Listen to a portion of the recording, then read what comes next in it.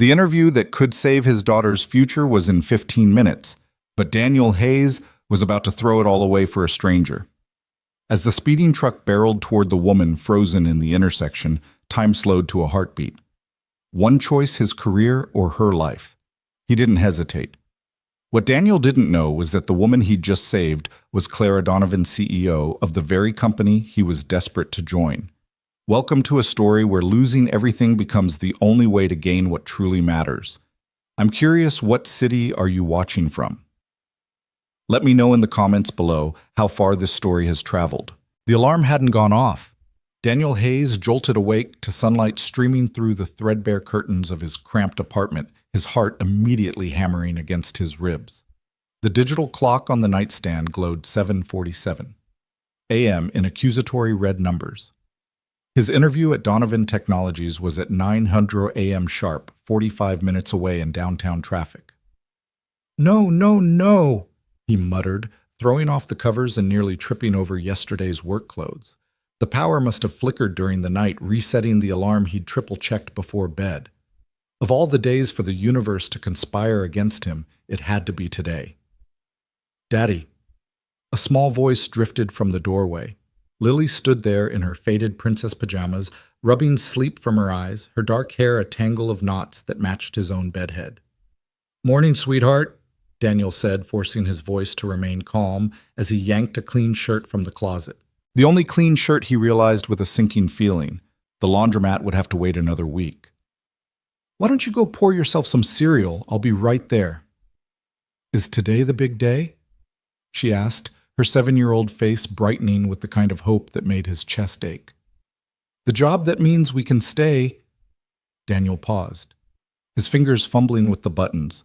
She knew too much for someone her age, understood too well what eviction notices meant, why they ate cereal for dinner 3 nights a week, why her backpack was held together with duct tape while her classmates carried designer bags. "Yeah, baby, today's the big day." "You're going to get it," she said with the absolute certainty only children could muster. "You're the smartest daddy in the whole world." He crossed the room in 2 strides and kissed the top of her head, breathing in the sweet scent of her strawberry shampoo, the cheap kind, but she never complained. "From your mouth to God's ears, kiddo. Now go eat. Mrs. Chen will be here in 20 minutes to walk you to school." As Lily padded toward the kitchen, Daniel returned to his frantic preparation. The suit jacket he'd saved for 3 months to buy hung on the back of the bedroom door, still in its dry cleaning bag. It was nothing fancy, just a basic navy blazer from a discount store, but it was pressed and professional. It had to be enough. He showered in record time, the lukewarm water a reminder that the building's boiler was on its last legs. As he shaved, he caught his reflection in the spotted mirror. 32 years old, but the last 2 years since Margaret's death had aged him a decade. The grief had carved itself into the lines around his eyes, the perpetual shadow of exhaustion that no amount of sleep could erase. "You can do this," he told his reflection. "For Lily." The resume copies were already in his briefcase, printed at the library because their printer had died months ago. His references were solid. His former supervisor at the warehouse had written him a glowing recommendation before the company went under. His night school degree in logistics management might not be from a prestigious university, but his grades were impeccable. He'd studied at the kitchen table after Lily went to bed, surviving on coffee and determination. "Daddy, Mrs. Chen is here," Lily called from the living room. Daniel grabbed his briefcase and hurried out. Mrs. Chen, their elderly neighbor, stood in the doorway wearing her usual floral housecoat and kind smile. She'd been their lifeline since Margaret died, never accepting a penny for watching Lily, always claiming she enjoyed the company. "You look very handsome, Mr. Daniel," she said, her English heavily accented but warm. "Today will be good day." "Thank you, Mrs. Chen. I should be back by noon." He knelt in front of Lily, straightening her school uniform, a hand-me-down from Mrs. Chen's granddaughter, but clean and carefully mended. "Be good for Mrs. Chen, okay? And remember after school." "I know, Daddy. Go to Mrs. Chen's apartment, not ours. Do my homework. Wait for you." She wrapped her small arms around his neck. "Don't be nervous. You're going to be amazing." The lump in his throat made it hard to speak. "I love you to the moon and back, to the stars and beyond." She completed their ritual, then whispered in his ear, "Mommy would be proud of you." Daniel held her a moment longer than necessary, then stood quickly before she could see the moisture in his eyes. With a final nod to Mrs. Chen, he headed for the door. The morning air hit him like a slap unseasonably cold for October. His breath formed small clouds as he jogged toward the bus stop, checking his watch obsessively. 8:02 a.m. If the bus came on time, if traffic cooperated, if the universe decided to grant him just one small mercy, he might make it. The bus stop was crowded with the usual morning commuters, nurses, heading to the hospital, retail workers clutching coffee cups like lifelines, students with backpacks heavier than Lily. Daniel shifted from foot to foot, his anxiety ratcheting up with each passing minute. 8:08 a.m. No bus. He pulled out his phone, checking the transit app. Next bus, 8:15 a.m. His heart sank. That would get him downtown at 8:50 at the absolute earliest, leaving 10 minutes to navigate the Donovan Technologies building and find the right floor. It would be cutting it dangerously close. "Come on," he whispered to the empty street. "Please." When the bus finally arrived at 8:17, it was already packed. Daniel squeezed in, holding his briefcase against his chest to avoid hitting other passengers. The man next to him reeked of cigarette smoke, making his empty stomach churn. He'd skipped breakfast, too nervous to eat, and wanting to save the last of the milk for Lily's cereal. The bus lurched into motion, and Daniel closed his eyes, mentally rehearsing his interview answers. Why do you want to work for Donovan Technologies? Because it wasn't just a job, it was stability, health insurance, the chance to give Lily the life she deserved. What are your greatest strengths? Determination, attention to detail, the ability to find efficient solutions with limited resources, skills honed by 2 years of single parenthood on a shoestring budget. His phone buzzed. A text from his former coworker, Jake. Heard through the grapevine that Donovan Tech has 200 applicants for that position. Don't want to discourage you, man, but be prepared. 200 applicants for one logistics coordinator position. Daniel's confidence wavered, but he pushed the doubt aside. He couldn't afford doubt. Lily was counting on him. The bus made its way through the city, stopping at every red light as if conspiring to test his patience. 8:32 a.m. They were only halfway downtown. Daniel's leg bounced nervously, earning him annoyed looks from nearby passengers. At 8:41, they hit gridlock. Complete standstill. "Ladies and gentlemen," the bus driver announced over the intercom, "looks like there's an accident up ahead. We're going to be here a while." Daniel's stomach dropped. He pushed his way to the front of the bus. "How long is a while?" The driver shrugged. "Could be 5 minutes, could be 20. No way to know." 20 minutes would make him late. Unacceptably late. The kind of late that would eliminate him from consideration before he even had a chance to prove himself. "I need to get off," Daniel said. "Can't open the doors in traffic, sir. Safety regulations."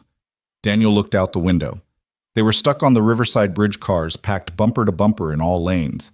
The Donovan Technologies building was visible in the distance, its glass facade reflecting the morning sun like a beacon. So close, yet impossibly far. 8:44 a.m. He made a decision that would have horrified him under normal circumstances. "I'm sorry, but this is an emergency." Daniel pushed open the emergency exit at the back of the bus, ignoring the driver's shouts and the alarm that began blaring. He jumped down onto the bridge, his dress shoes hitting the asphalt hard enough to jar his knees. "Hey, you can't do that," someone yelled, but Daniel was already running. He wove between the stopped cars, his briefcase banging against his leg with each stride. Drivers stared at him through their windows, some amused, others annoyed. A few honked their horns, though whether in encouragement or frustration he couldn't tell. His lungs burned in the cold air, his cheap dress shoes offering no support for running. A quarter mile. That's all that separated him from the interview that could change everything. He could make it. He had to make it. That's when he heard the scream. Daniel skidded to a stop, his head whipping toward the sound. Ahead where the bridge met the downtown streets, there was movement, chaotic, wrong. People were running, pointing their faces, masks of horror. His legs moved before his brain fully processed what he was seeing. A woman stood frozen in the intersection just beyond the bridge, her car door open behind her. She was staring at something in her hands, a phone, maybe completely oblivious to the delivery truck barreling toward her at full speed. The driver was looking down, probably at his own phone, equally unaware of the disaster about to unfold. Time slowed to a crawl. Daniel's mind calculated distances and speeds with the same precision he'd once used to optimize warehouse routes. The truck was 15 seconds away. The woman was 30 feet from him. The math was simple and terrible. He could save her, but it would cost him everything. 8:47 a.m. His interview was in 13 minutes. Lily's face flashed through his mind. Not as she was this morning, full of hope, but as she'd been the day they'd received the last eviction notice. The quiet acceptance in her eyes, the way she'd asked if they'd have to leave her school too, if she'd have to say goodbye to her friends. The way she'd said it was okay, that as long as they were together, she didn't need anything else. But she did need more. She deserved more. The truck was 10 seconds away. Daniel dropped his briefcase and ran. Not toward the Donovan Technologies building, not toward the interview that could save them, but toward the woman who stood frozen in death's path, her expensive suit and designer heels a stark contrast to his discount store blazer and scuffed shoes. "Move!" he screamed, but she didn't hear him or couldn't process it or was too shocked to respond. 7 seconds. His father had been a high school football coach before the factory job that slowly killed him. Daniel had spent countless afternoons watching practice, absorbing lessons about leverage and momentum and the proper way to tackle. He'd never made the team too small, too slow, but the knowledge remained. 5 seconds. The truck driver finally looked up, his eyes widening in horror. The squeal of brakes split the air, but physics was unforgiving. 40 tons of steel and cargo couldn't stop in time. 3 seconds. Daniel hit the woman at full speed, wrapping his arms around her waist and driving forward with every ounce of strength in his legs. They flew sideways, her phone clattering across the asphalt, her surprised gasp hot against his ear. The world became a blur of motion and noise, the truck's horn blaring tires screaming against pavement, the collective scream of witnesses. They hit the ground hard, Daniel taking the brunt of the impact on his shoulder and hip. Pain exploded through his body as they rolled asphalt, tearing through his suit jacket like paper. The truck roared past, so close he felt the wind of its passage, smelled the hot rubber and diesel exhaust. Then sudden stillness. Daniel lay on his back, his chest heaving, his body a symphony of pain. The woman was on top of him, her face inches from his, her eyes wide with shock and dawning realization. She was beautiful in that polished way that spoke of money and power. Sharp cheekbones, perfectly styled auburn hair, now wild from their tumble green eyes that seemed to see straight through him. You saved me," she whispered. Daniel managed a weak nod, then gently pushed her off him. He needed to get up, needed to run. 8:49 a.m.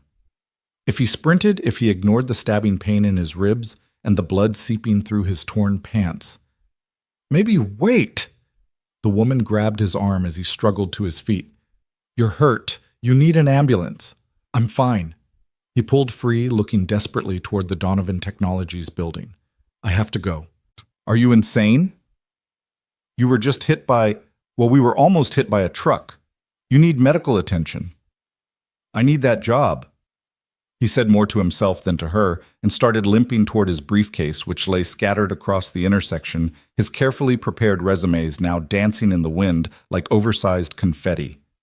The woman followed him, her designer heels clicking against the asphalt. One heel was broken, making her gait uneven.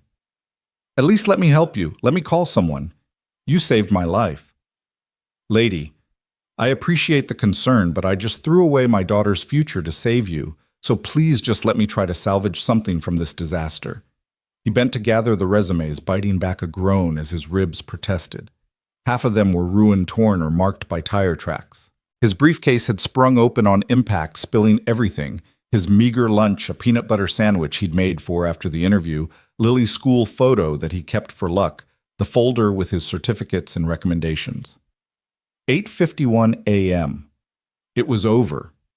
Even if he ran, which his body was clearly incapable of doing, he'd never make it in time. Companies like Donovan Technologies didn't give second chances to people who showed up late, especially not when they had 199 other candidates to choose from. "Your daughter," the woman asked softly, picking up Lily's photo. It was the one from last year's school picture day. Lily grinning with her 2 front teeth missing, wearing the dress Margaret had bought her before the cancer diagnosis. Daniel snatched the photo back perhaps more roughly than necessary. Forget it, just forget it.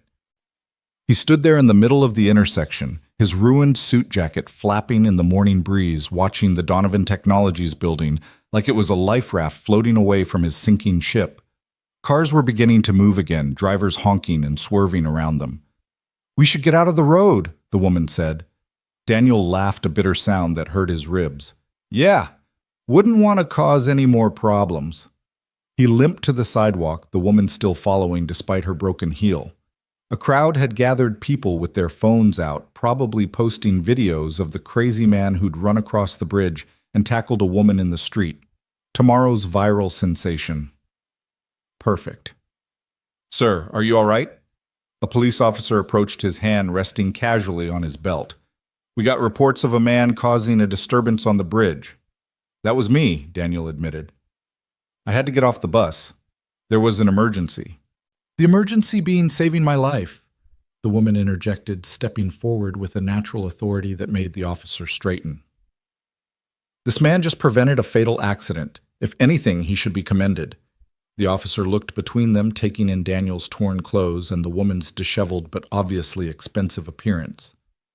"Ma'am, are you saying this man—" "Saved my life, yes. I was distracted, didn't see the truck.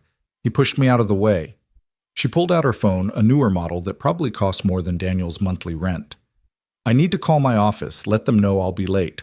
Officer, is there paperwork we need to fill out?"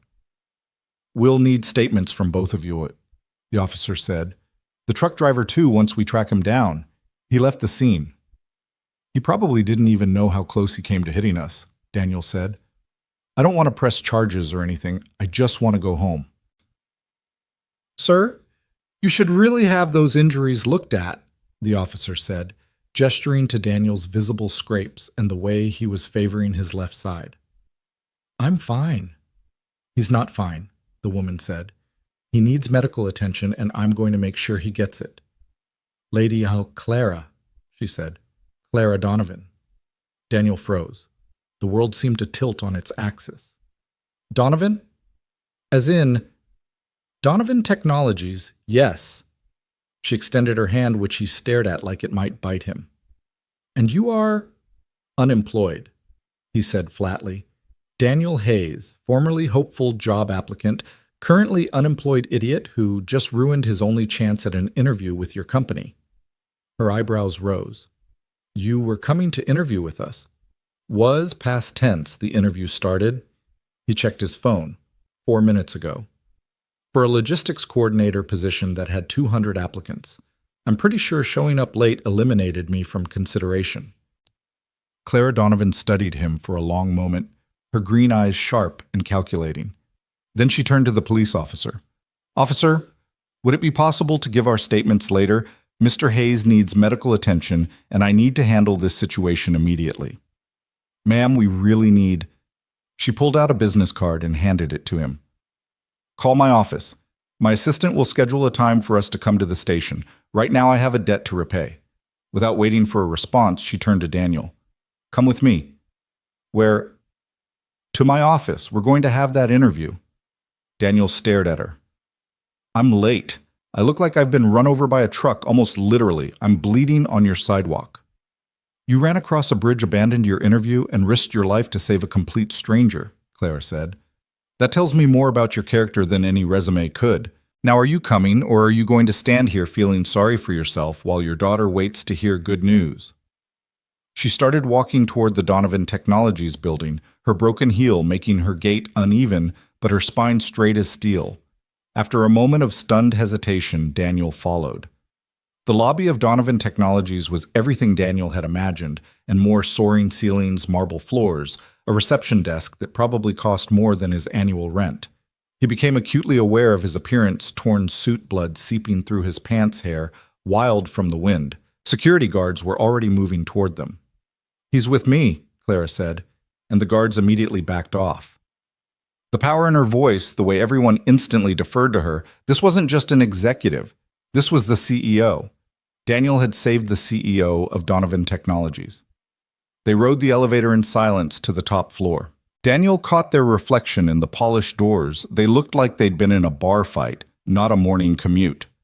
Clara was typing rapidly on her phone, occasionally glancing at him with an expression he couldn't read. The elevator opened into an executive suite that took his breath away. Floor-to-ceiling windows offered a panoramic view of the city. Modern art that probably cost more than he'd make in a lifetime adorned the walls. An assistant immediately rushed forward. "Miss Donovan, we've been trying to reach you. The Hartford meeting." "Postpone it." Clara didn't break stride. "Clear my morning and get the first aid kit. Also call down to HR. Tell them to send up everyone involved in the logistics coordinator interviews."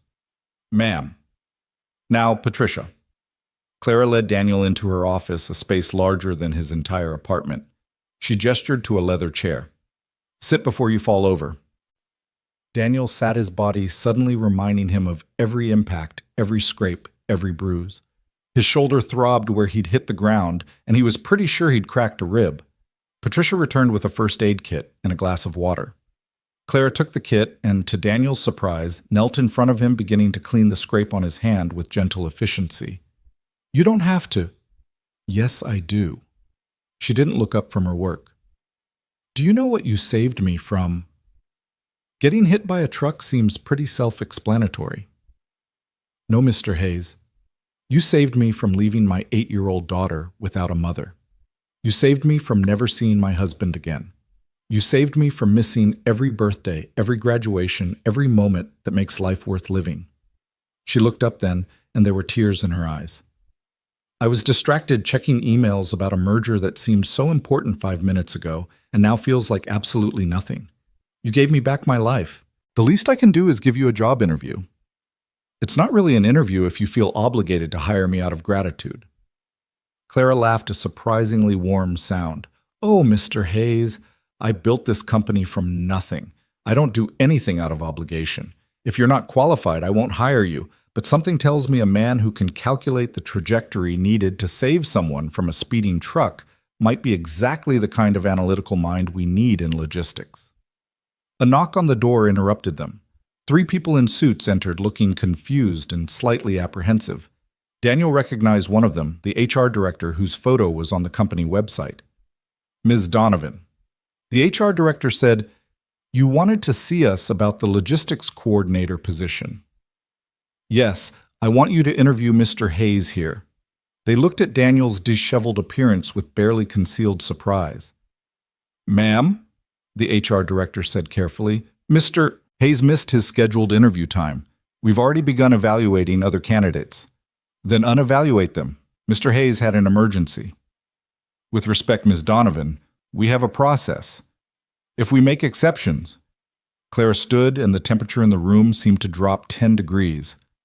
"Mr. Hayes missed his interview because he was saving my life. He abandoned his opportunity to push me out of the path of a truck. Now you can either interview him, or you can explain to the board why you turned away someone who exemplifies the exact qualities we claim to value in this company: sacrifice, quick thinking, and putting others before himself. Your choice." The HR team exchanged glances. The director cleared his throat. "Of course, Mr. Hayes, would you like a moment to freshen up?" Daniel looked down at himself, torn clothes, blood dirt. "I think we're past that point. Let's just do this." What followed was the strangest interview of his life. He answered questions about supply chain optimization while Clara personally bandaged his scraped hands. He discussed his experience with inventory management systems while trying not to wince from his bruised ribs. He presented his ideas for improving efficiency, ideas he'd spent countless late nights developing while sitting in a CEO's office that looked like something from a movie. But as he talked, something shifted. The interviewer stopped seeing his torn clothes and started listening to his ideas. He told them about redesigning the warehouse layout at his previous job, increasing efficiency by 23% with zero budget. He explained how being a single parent had taught him to maximize resources to find creative solutions when traditional ones weren't available. He shared his vision for predictive logistics modeling using data analysis to anticipate problems before they occurred. "Your resume says you only have an associate's degree," one interviewer noted. "That's correct. I was working on my bachelor's, but my wife got sick. Medical bills, raising a daughter alone, continuing education became a luxury I couldn't afford. But I've kept learning. I audit online courses when Lily's asleep. I read every industry publication the library has. A degree is just paper. Knowledge is what matters. And what makes you think you can compete with candidates who have master's degrees from top universities? Daniel thought about Lily, about the eviction notice, about all the nights he'd stayed up studying while she slept, determined to build something better for her. Because none of them want this as much as I do, he said simply. They see a job. I see a future. They're climbing a ladder. I'm trying to build a foundation. You want someone who will give 110%. I've been giving that just to survive. Imagine what I could do with actual resources and support. Clara had been quiet throughout the interview, but Daniel could feel her watching him evaluating. When the interviewers finished their questions, she finally spoke. Tell me about your daughter. It wasn't a typical interview question, but nothing about this morning had been typical. Lily's 7. She's everything. Smart, kind, resilient in ways no 7-year-old should have to be. She does her homework at the library because it's quieter than our apartment. She tells me she likes cereal for dinner because it's her favorite, not because she knows it's all we can afford sometimes. His voice caught. She lost her mom 2 years ago and still finds reasons to smile every day. She makes me want to be better than I am. And what would this job mean for her? Stability. Real food instead of cereal dinners. New shoes instead of hoping the duct tape holds. Staying in the same school with her friends. Maybe even, he paused, feeling embarrassed by the dream, maybe even college someday. A real chance at a future that's bigger than just getting by. Clara stood. Thank you, Mr. Hayes. We'll be in touch. The dismissal was clear. Daniel rose, his body protesting every movement. Thank you for the opportunity, and thank you for not letting my heroics go to waste. He made it to the door before Clara spoke again. Mr. Hayes, be here Monday morning, 8 a.m. sharp. Patricia will have your employment paperwork ready. Daniel turned certain he'd misheard. I'm sorry. The job, it's yours if you want it. But the other candidates had perfect resumes and rehearsed answers. You had the courage to sacrifice everything for a stranger. In my experience, the latter is much harder to find. She smiled, the first genuine smile he'd seen from her. Plus, you're right. Your ideas for predictive modeling are exactly what we need. I'd be an idiot to let you walk out of here. Daniel stood, frozen, unable to process what was happening. I don't know what to say. Say you'll be here Monday, on time. And Mr. Hayes, wear a suit that isn't torn. We'll advance your first paycheck to cover it. The tears came then sudden and unstoppable. Daniel Hayes, who hadn't cried since Margaret's funeral, stood in the doorway of a CEO's office and wept. Thank you, he managed. Thank you. No, Mr. Hayes, thank you. You reminded me that some things matter more than meetings and mergers. Now go home. Tell your daughter the good news. And for God's sake, see a doctor about those ribs. Daniel nodded, not trusting his voice, and left the office. He made it to the elevator before his legs gave out and he had to lean against the wall for support. His phone buzzed a text from Mrs. Chen asking if everything was okay. Everything was more than okay. Everything was impossible and miraculous, and proof that sometimes, just sometimes, doing the right thing led to the right outcome. He called Mrs. Chen first. Can you keep Lily after school? I need to stop by the hospital, then I have good news to share. You got the job, she asked excitedly. I got more than that, Mrs. Chen. I got a chance. The hospital confirmed 2 cracked ribs and multiple contusions, nothing that wouldn't heal with time. They wanted to keep him for observation, but Daniel signed himself out. He had a daughter to see, news to share, a future to start planning. He stopped at the grocery store on the way home, using his last $20 to buy ingredients for a real dinner. Chicken, vegetables, even ice cream for dessert. The cashier looked at his bandaged hands and torn clothes with concern, but Daniel just smiled. When he finally made it home, Lily was doing homework at the kitchen table, her tongue poking out in concentration, the way it always did when she was focused. She looked up as he entered, her face shifting from hope to concern in an instant. Daddy, what happened? You look hurt. I'm okay, baby. Just a little adventure on the way to the interview. Did you get the job? The hope in her voice was almost painful. Daniel knelt in front of her, ignoring his protesting ribs. Yeah, sweetheart, I got the job. Lily launched herself at him, and he caught her despite the pain, holding her tight as she laughed and cried simultaneously. I knew it. I knew you would. You're the best daddy in the whole world. There's more, he said, setting her down. We're going to be okay, Lily. Really okay. No more worrying about rent. No more cereal dinners unless you actually want them. You can stay in your school with your friends. Really? Really? She hugged him again, gentler this time, noticing his wince. Daddy, why are you hurt? So he told her, editing out the scarier parts, turning it into an adventure story about helping someone who needed it. Lily listened with wide eyes, her hand holding his. You gave up your interview to save someone, she asked when he finished. I almost did. But it turned out the person I saved was the boss of the whole company. Lily giggled. Like in a fairy tale. Kind of, yeah. Mommy would be proud of you, she said solemnly. You did the right thing even when it was hard. Daniel pulled her close, breathing in her strawberry shampoo scent. You know what I think she would be? That night as Daniel tucked Lily into bed, she asked, Daddy, do you think good things happen to good people? He thought about the morning, the missed alarm, the desperate run, the moment of choice that could have cost them everything but instead had given them a new beginning. Sometimes baby, not always, but sometimes, and today was definitely a sometimes. I love you, Daddy. To the moon and back, to the stars and beyond. As she drifted off to sleep, Daniel stood in her doorway, watching her peaceful face in the glow of her nightlight. Tomorrow, he'd have to figure out how to get a new suit, how to prepare for a job he'd barely dared to dream about, how to navigate a corporate world he'd only seen from the outside. But tonight, for the first time in 2 years, he allowed himself to believe that maybe, just maybe, they were going to be more than okay. His phone buzzed. A text from an unknown number. Mr. Hayes, this is Clara Donovan. I wanted to check that you got medical attention. Also, I've arranged for our company tailor to meet you tomorrow at 2 p.m. for your new suit. The address is attached. Don't argue, consider it a signing bonus. Welcome to Donovan Technologies. You've already proven you belong here. Daniel smiled, looking back at Lily's sleeping form. The sacrifice had been worth it. The desperate run, the moment of choice, the leap of faith, all of it had led to this moment, this chance, this new beginning. Sometimes losing everything really was the only way to gain what truly mattered. And sometimes Daniel thought as he headed to his own bed, exhausted but hopeful for the first time in years, the universe had a plan after all, even if that plan involved nearly getting hit by a truck to find it. The weekend passed in a blur of preparation and disbelief. Daniel stood in front of his bathroom mirror Monday morning, adjusting the tie on his new suit for the third time.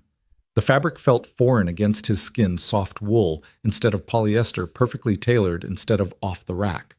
The company tailor had insisted on 2 suits despite Daniel's protests, claiming Miss Donovan had been very specific about ensuring he had proper attire. Daddy, you look like a businessman from TV, Lily said from the doorway, her eyes wide with admiration. Feel like an imposter, Daniel muttered, then forced a smile for his daughter. But thank you, sweetheart. You ready for school? Mrs. Chen is walking me today, remember? Because you have to be at work early. Work. The word still felt surreal. After 2 years of odd jobs, warehouse shifts, and unemployment checks that never quite covered everything, he had real work. A salary, benefits, a future that extended beyond the next overdue bill. Right, I'll pick you up after school.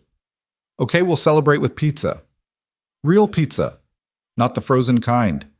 Real pizza, from Antonio's with the cheese you like.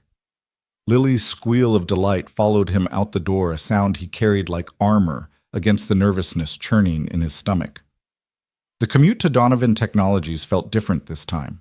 No desperate running, no racing against time. He'd left 45 minutes early, paranoid about being late on his first day. The bus was filled with the same faces from last week, but Daniel felt like he'd crossed into a different world entirely. He arrived at the building 20 minutes early and spent 10 of them standing outside gathering courage. The security guard from Friday recognized him. How could he not after the spectacle Daniel had made and offered a friendly nod? Ms. Donovan told us to expect you, Mr. Hayes. Elevator straight to the 10th floor. HR is waiting. The 10th floor, not the executive suite. Daniel felt both relief and disappointment.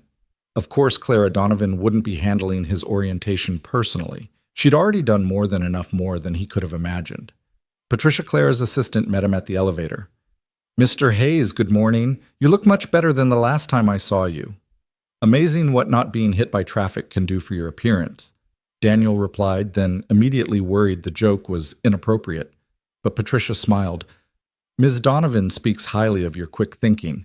She doesn't do that often, so you've made quite an impression. This way, please.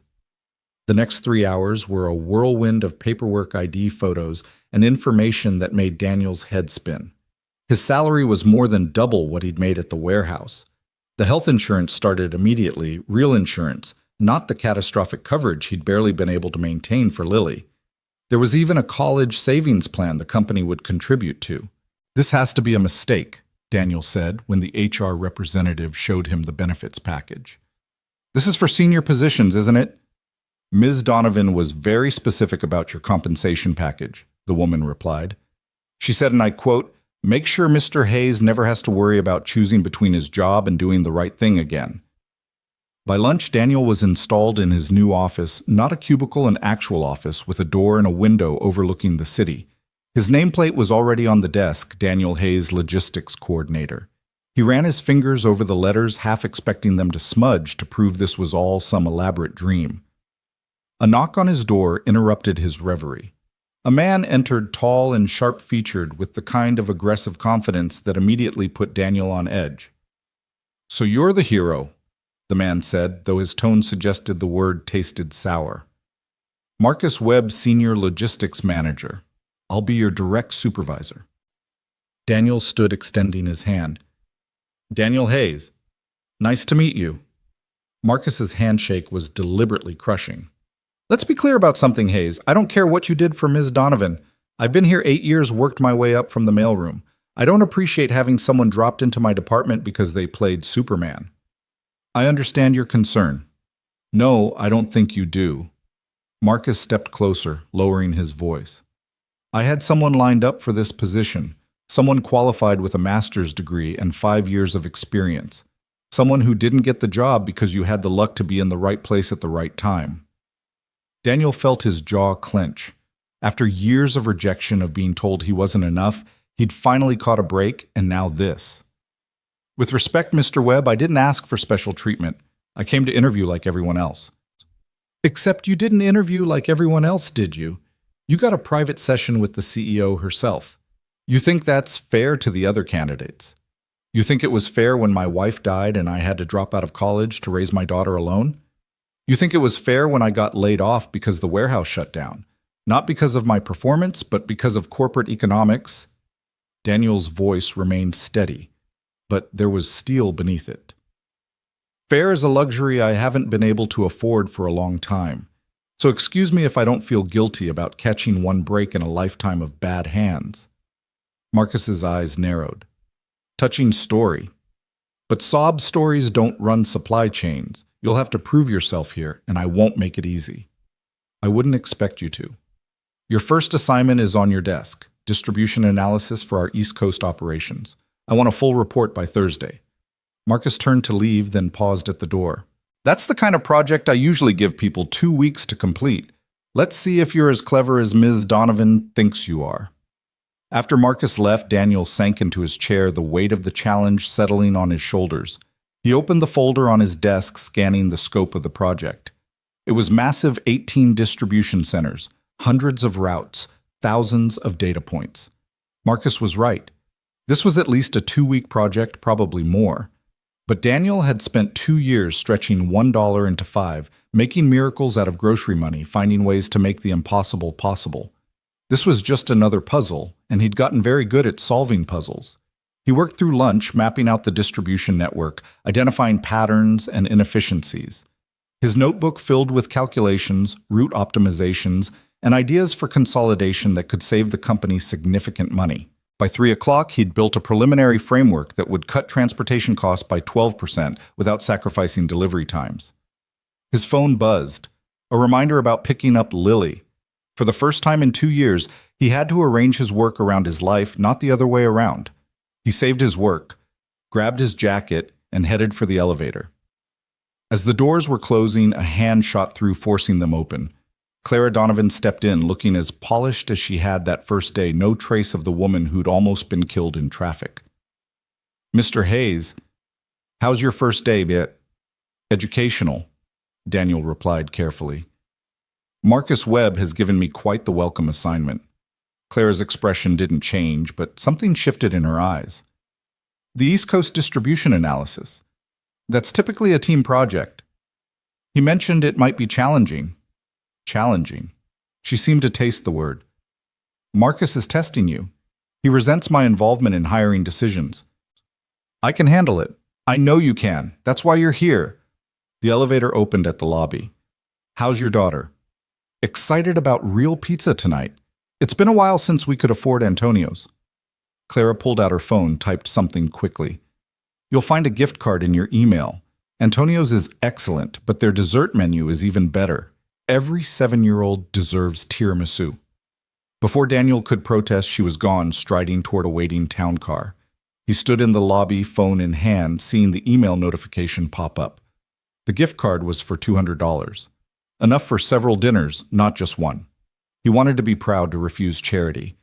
But then he thought of Lily's face when she saw the dessert menu, the way her eyes would light up at having choices instead of limits. Pride was another luxury he couldn't afford, at least not yet. The school pickup line was filled with minivans and SUVs, parents scrolling through phones while waiting for their children. Daniel stood at the Walker's gate, where he always met Lily, watching for her bright purple backpack in the stream of students.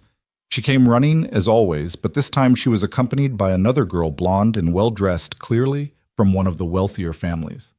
"Daddy, this is Emma. She's in my class. I told her you got a really important job, and she didn't believe me." Emma looked at Daniel with the skeptical assessment only 7-year-olds could manage. "Lily said you work in a big building with glass elevators. That's not true, is it?" "It is true," Daniel said, kneeling to their level. "Would you like to see a picture?" He showed them the photo he'd taken from his office window. Both girls gasped appropriately. "See," Lily said triumphantly. "I told you my daddy was important." "That's so cool," Emma admitted. "My dad just works at a bank. It's boring." As Emma ran to her mother's Lexus, Lily slipped her hand into Daniel's. "Is it okay that I told her I was just so proud?" "It's always okay to be proud, sweetheart. Just remember, the job doesn't make someone important. How they treat people does. Like how you saved that lady, 'cause..." Something like that. Antonio's was everything Daniel remembered from the before times when Margaret was alive, and they could occasionally splurge on a nice dinner. The smell of garlic and basil, the warm lighting, the gentle hum of families enjoying meals together. Lily's eyes went wide when the waiter handed her a menu. "I can really choose anything you want." She ordered with the seriousness of someone making a life-changing decision, finally settling on cheese ravioli after extensive deliberation. When the dessert menu came and Daniel told her to pick something, she looked like she might cry. "This is the best day ever," she whispered, and Daniel had to look away, blinking hard. They were halfway through Lily's tiramisu when a familiar voice made Daniel look up. "Well, this is a pleasant surprise." Clara Donovan stood by their table, dressed casually in jeans and a sweater, looking nothing like the CEO who commanded boardrooms. Next to her was a girl about Lily's age with Clara's auburn hair and sharp features. "Ms. Donovan." Daniel started to stand, but she waved him down. "Clara, please, we're not in the office. This is my daughter, Sophie." Sophie was eyeing Lily's tiramisu with obvious envy. "Mom, can I have dessert too?" "After dinner, sweetheart," Clara gestured to an empty chair. "May we join you? I hate eating alone, and Sophie's father is traveling for business." Daniel nodded, still stunned by the surreal turn his life had taken. 3 days ago, he was nobody. Now the CEO of a major company was asking to share his table. Sophie and Lily fell into immediate conversation about school dolls and the mysterious politics of second grade. Clara ordered wine for the adults and dinner for herself and Sophie, waving off Daniel's attempts to split the check. "How did the East Coast project land on your desk?" Clara asked once the girls were deep in discussion about their favorite books. "Marcus Webb wanted to test me. And I'll have it done by Thursday." Clara raised an eyebrow. "The whole analysis. I've had harder challenges, like figuring out how to make $20 last a week for groceries. That's not the same as corporate logistics. Isn't it limited resources, maximum efficiency, creative solutions when traditional ones don't work? The scale is different, but the principles are the same." Clara studied him over her wine glass. "You know, most people would be intimidated. First day impossible, deadline hostile supervisor. Most people haven't had to explain to their kid why there's no food in the fridge. After that, corporate politics seem pretty manageable." "Daddy used to make games when we had cereal dinner," Lily piped up, having overheard. "He'd pretend we were astronauts and it was space food." Daniel felt heat rise to his cheeks, but Clara smiled. "That's resourceful.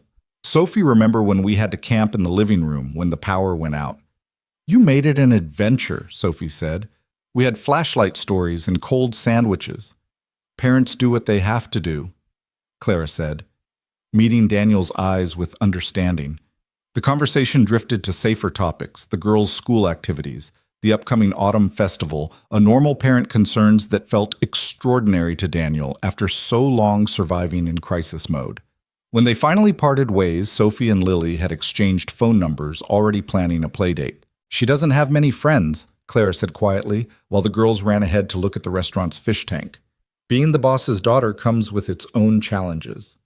"Lily could use a friend, too. Being the poor kid hasn't been easy." "Maybe they can help each other." Clara paused, then added, "Marcus won't let up, you know. He sees you as a threat." "Because you hired me. Because you represent change. Marcus has built his little kingdom in logistics, and he doesn't want anyone disturbing it. Be careful, but don't back down. The company needs fresh perspectives." That night, after Lily was asleep, Daniel spread his work across the kitchen table, diving deep into the distribution analysis. He worked until 2 a.m., fueled by coffee and determination, finding patterns Marcus probably hoped he'd miss. The East Coast operations were hemorrhaging money through redundant routes and poor warehouse placement. But more interesting were the discrepancies in the reporting numbers that didn't quite add up, costs that seemed inflated. He documented everything, meticulously building a case not just for improvement, but for investigation. By Wednesday night, he had a complete report that would typically take a team weeks to compile. Thursday morning, he placed the bound report on Marcus's desk, watching the man's expression shift from smugness to surprise, to something darker as he flipped through the pages. "This is comprehensive," Marcus said carefully. "You'll find the cost-saving recommendations on page 47. Implementation could save the company $3 million annually. And these discrepancies you've noted. I'm sure there are explanations. Accounting errors, perhaps?" Marcus's jaw tightened. "I'll review this with the team." But by lunch, Daniel was summoned to Clara's office. She had his report on her desk tabs, marking several pages. "You found the Henderson kickbacks," she said without preamble. "I found irregularities. I don't know enough to call them kickbacks." "But you suspected." "The patterns were consistent with inflated invoicing. Henderson Shipping charges us 18% above market rate, but they're Marcus's preferred vendor. Either Marcus is very bad at negotiating or he's getting something out of the arrangement." Clara leaned back in her chair. "I've suspected for months but couldn't prove it. You found evidence in 3 days that my audit team missed in their last review. What happens now? Now I have a decision to make. Marcus has allies, people who've benefited from his arrangements. Moving against him could cause upheaval in the department. Or you could leave him in place and let him continue bleeding the company." Clara smiled, sharp and appreciative. "You're not afraid of making enemies, are you?" "I've been everyone's enemy at some point. The single dad who needed to leave early for school, pick up the employee without a degree, the applicant with gaps in his resume. One more won't kill me." "Good, because I'm promoting you." Daniel blinked. "I've been here 4 days. And in 4 days, you've shown more initiative than people who've been here 4 years. Assistant Director of Logistics, reporting directly to me instead of Marcus. He'll be furious, but he won't be able to touch you.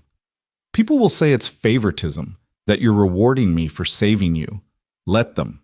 Meanwhile, you'll be saving the company millions and cleaning up a department that's been corrupt for too long." She stood extending her hand. "Unless you'd prefer to stay under Marcus's thumb." Daniel shook her hand. "When do I start?" "Monday. That gives Marcus time to clean out his office. I'm not firing him yet. He'll be moved to a position where he can do less damage while we investigate the full extent of his arrangements." Daniel left her office in a daze. In less than a week, he'd gone from unemployed to executive. It felt impossible, like at any moment someone would reveal it was all a mistake or a dream. His phone rang. Lily's school. "Mr. Hayes, this is Principal Morrison. There's been an incident with Lily. She's not hurt, but we need you to come in." Daniel's heart plummeted. He practically ran from the building, catching a taxi instead of waiting for the bus.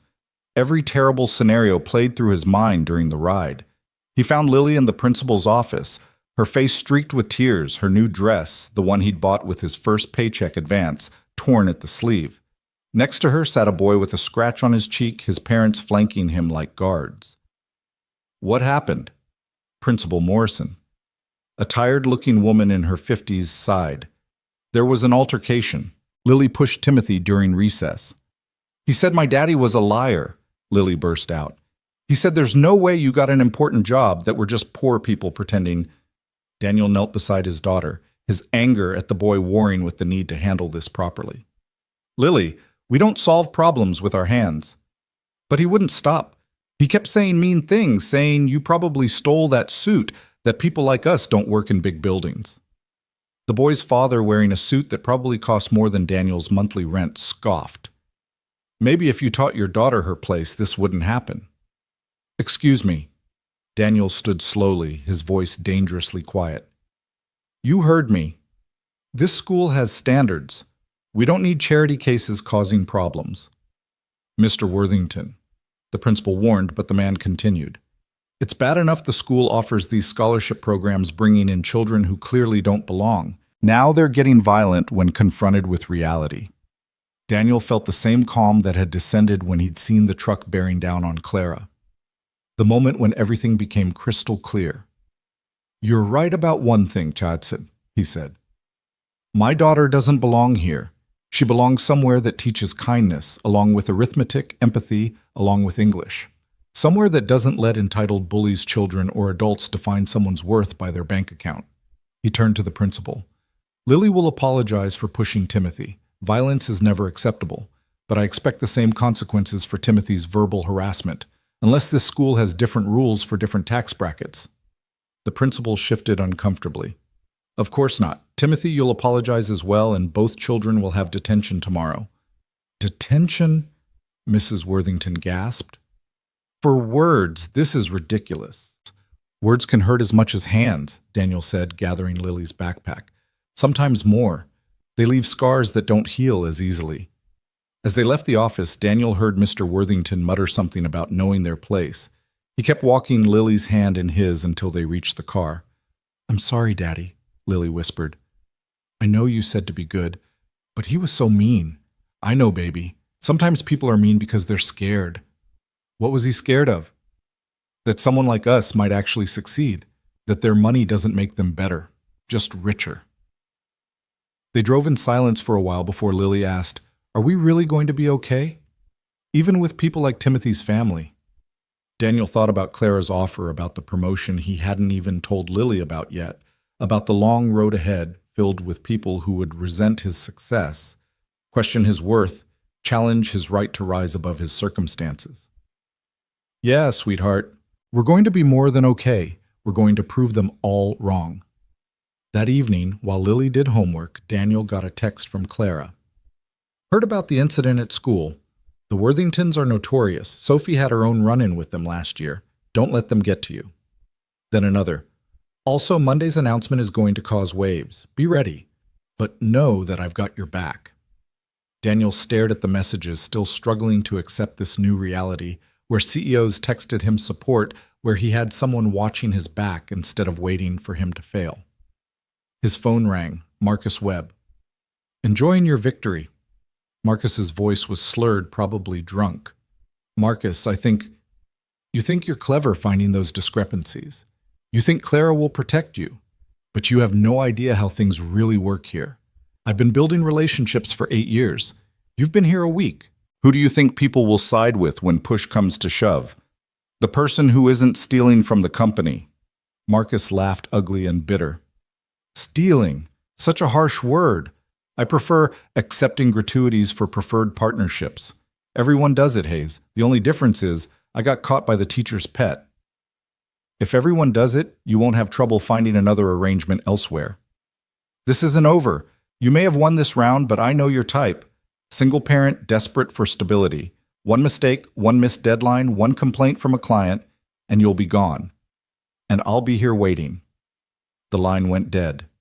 Daniel set down his phone, looking through the kitchen doorway at Lily bent over her homework with the same concentration her mother used to have, tongue poking out slightly as she worked through math problems. Marcus was right about one thing: Daniel was desperate for stability. But Marcus didn't understand what that desperation had taught him. How to fight when exhausted, how to persist when hopeless, how to find solutions when none seemed to exist. The corporate battlefield Marcus threatened was nothing compared to the war Daniel had been fighting for 2 years, the daily struggle to keep his daughter fed, housed, and believing in a better future. Friday came with an email announcing the departmental changes. Daniel's promotion, Marcus's lateral move, a restructuring that would better serve our clients and stakeholders. The language was corporate neutral, but everyone would understand what had really happened. His new office was on the 12th floor with a view of the river and space for a small conference table.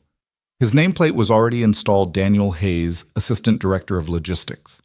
The salary adjustment letter was on his desk, another 40% increase plus performance bonuses. He called his landlord, immediately paying 3 months' rent in advance, the first time he'd ever been ahead instead of behind. Then he called the school, setting up Lily's lunch account for the full year, no more packed sandwiches that marked her as different from her classmates. A knock interrupted his planning. 3 people entered, members of his new team, looking uncertain. Mr. Hayes. A woman stepped forward, middle-aged and professional. I'm Sarah Chen, Senior Analyst. This is Robert Martinez and Jason Park. We were Marcus's team. Now you're our team, Daniel corrected gently. Please sit. Tell me what you're working on. They exchanged glances, clearly surprised by his approach. Marcus apparently had ruled through intimidation and favoritism. We're struggling with the Pacific Northwest distribution network, Robert offered cautiously. There are delays we can't seem to solve. Show me, Daniel said, moving to the whiteboard. Let's figure it out together. For the next 2 hours, they worked through the problem. Daniel listening more than talking, drawing out ideas from people who'd been trained to stay silent. By the end, they'd identified 3 bottlenecks and developed solutions that could be implemented within a week. Marcus never asked our opinion, Sarah said quietly as they prepared to leave. He just gave orders. Well, I'm not Marcus. I've been where you are doing the work while someone else took the credit. That changes now. Your ideas, your recognition. My job is to make sure you have what you need to succeed. Jason lingered after the others left. Can I be honest, Mr. Hayes? Please. When we heard about your promotion, we thought it was just because you saved Ms. Donovan, another case of connections mattering more than competence. And now I think Marcus should have been replaced years ago. That afternoon, Daniel implemented his first major decision: transparency in vendor contracts. Every deal would be reviewed by a committee, not a single person. The kickback schemes Marcus had built would be impossible under the new system. He was deep in spreadsheets when Clara appeared in his doorway. How's the new office? Still feels like I'm trespassing, Daniel admitted. That feeling fades. Trust me, I felt the same when I started this company. Every day I expected someone to tell me I didn't belong. She moved to the window, looking out at the city. But belonging isn't about feeling comfortable. It's about doing the work, making things better, proving the doubters wrong through results. The Worthingtons of the world will always exist. Yes, but they don't have to define us. Your daughter stood up to their son because she believes in you. Don't let anyone make you doubt what she sees. After Clara left, Daniel returned to his work, but her words echoed. Lily believed in him. Clara believed in him. Maybe it was time to believe in himself. The weekend brought a new challenge, Sophie's birthday party. Clara had invited them, and Lily was beside herself with excitement.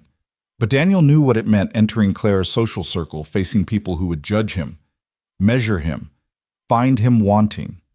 The party was at Clara's home, a sprawling suburban estate that looked like something from a magazine. Cars in the driveway cost more than Daniel had made in the past 5 years combined. Parents clustered in groups, designer clothes and perfect smiles, conversations about vacation homes and private schools. "Daddy, look, they have a bouncy castle." Lily ran off to join Sophie and the other children, leaving Daniel to navigate the adult terrain alone. "You must be the new hire," a woman said, her tone suggesting new hire was code for something less pleasant. Clara mentioned she'd made an unconventional choice. Daniel Hayes. He offered his hand, which she took briefly as if afraid poverty might be contagious. "Vivian Ashford, my husband is on the board. We were quite surprised when Clara bypassed the usual channels for your position. I imagine the usual channels don't often include saving the CEO's life." "No, they usually include proper qualifications and experience." Before Daniel could respond, Clara appeared, slipping her arm through his with casual familiarity. "Vivian, how lovely of you to welcome Daniel, though I should mention his qualifications include identifying $3 million in annual savings and uncovering embezzlement his first week. How long has your husband been on the board?" 5 years. Perhaps he should have caught that himself. Vivian's face flushed. She excused herself quickly. "You didn't have to do that," Daniel said quietly. "Yes, I did. Vivian's a shark who smells blood in the water. Show weakness and she'll devour you." Clara squeezed his arm. "Besides, it's true. You've done more in a week than some people do in a career." The party continued, Daniel finding his footing slowly. He discovered allies in unexpected places. A father who'd also raised his kids alone after divorce, a mother who'd worked her way up from secretary to CFO. People who understood that success came in many forms. As the sun set, Daniel found himself by the pool, watching Lily and Sophie play together, their laughter bright in the evening air. "She's happy," Clara observed, joining him. "Really happy, not the kind children fake for their parents. It's been a long time since I've seen her like this, carefree." "You did that. You gave her that freedom by taking on all the burden yourself." "Any parent would." "No," Clara interrupted. "They wouldn't. Trust me, I know plenty of parents who put themselves first, who choose career over family or money over time. You chose her even when it cost you everything." They stood in comfortable silence, watching their daughters chase fireflies in the gathering dusk. Can I ask you something?" Daniel said. "Why did you really promote me?" "It wasn't just the report or catching Marcus." Clara considered her answer. "Because you reminded me why I started this company. Not for profit margins or market share, but to build something that mattered, that treated people fairly, that rewarded hard work and integrity over connections and cunning. Somewhere along the way, I let people like Marcus compromise those values for the sake of growth. You're my chance to correct that. That's a lot of pressure. You ran across a bridge and tackled a stranger to save her life. I think you can handle pressure."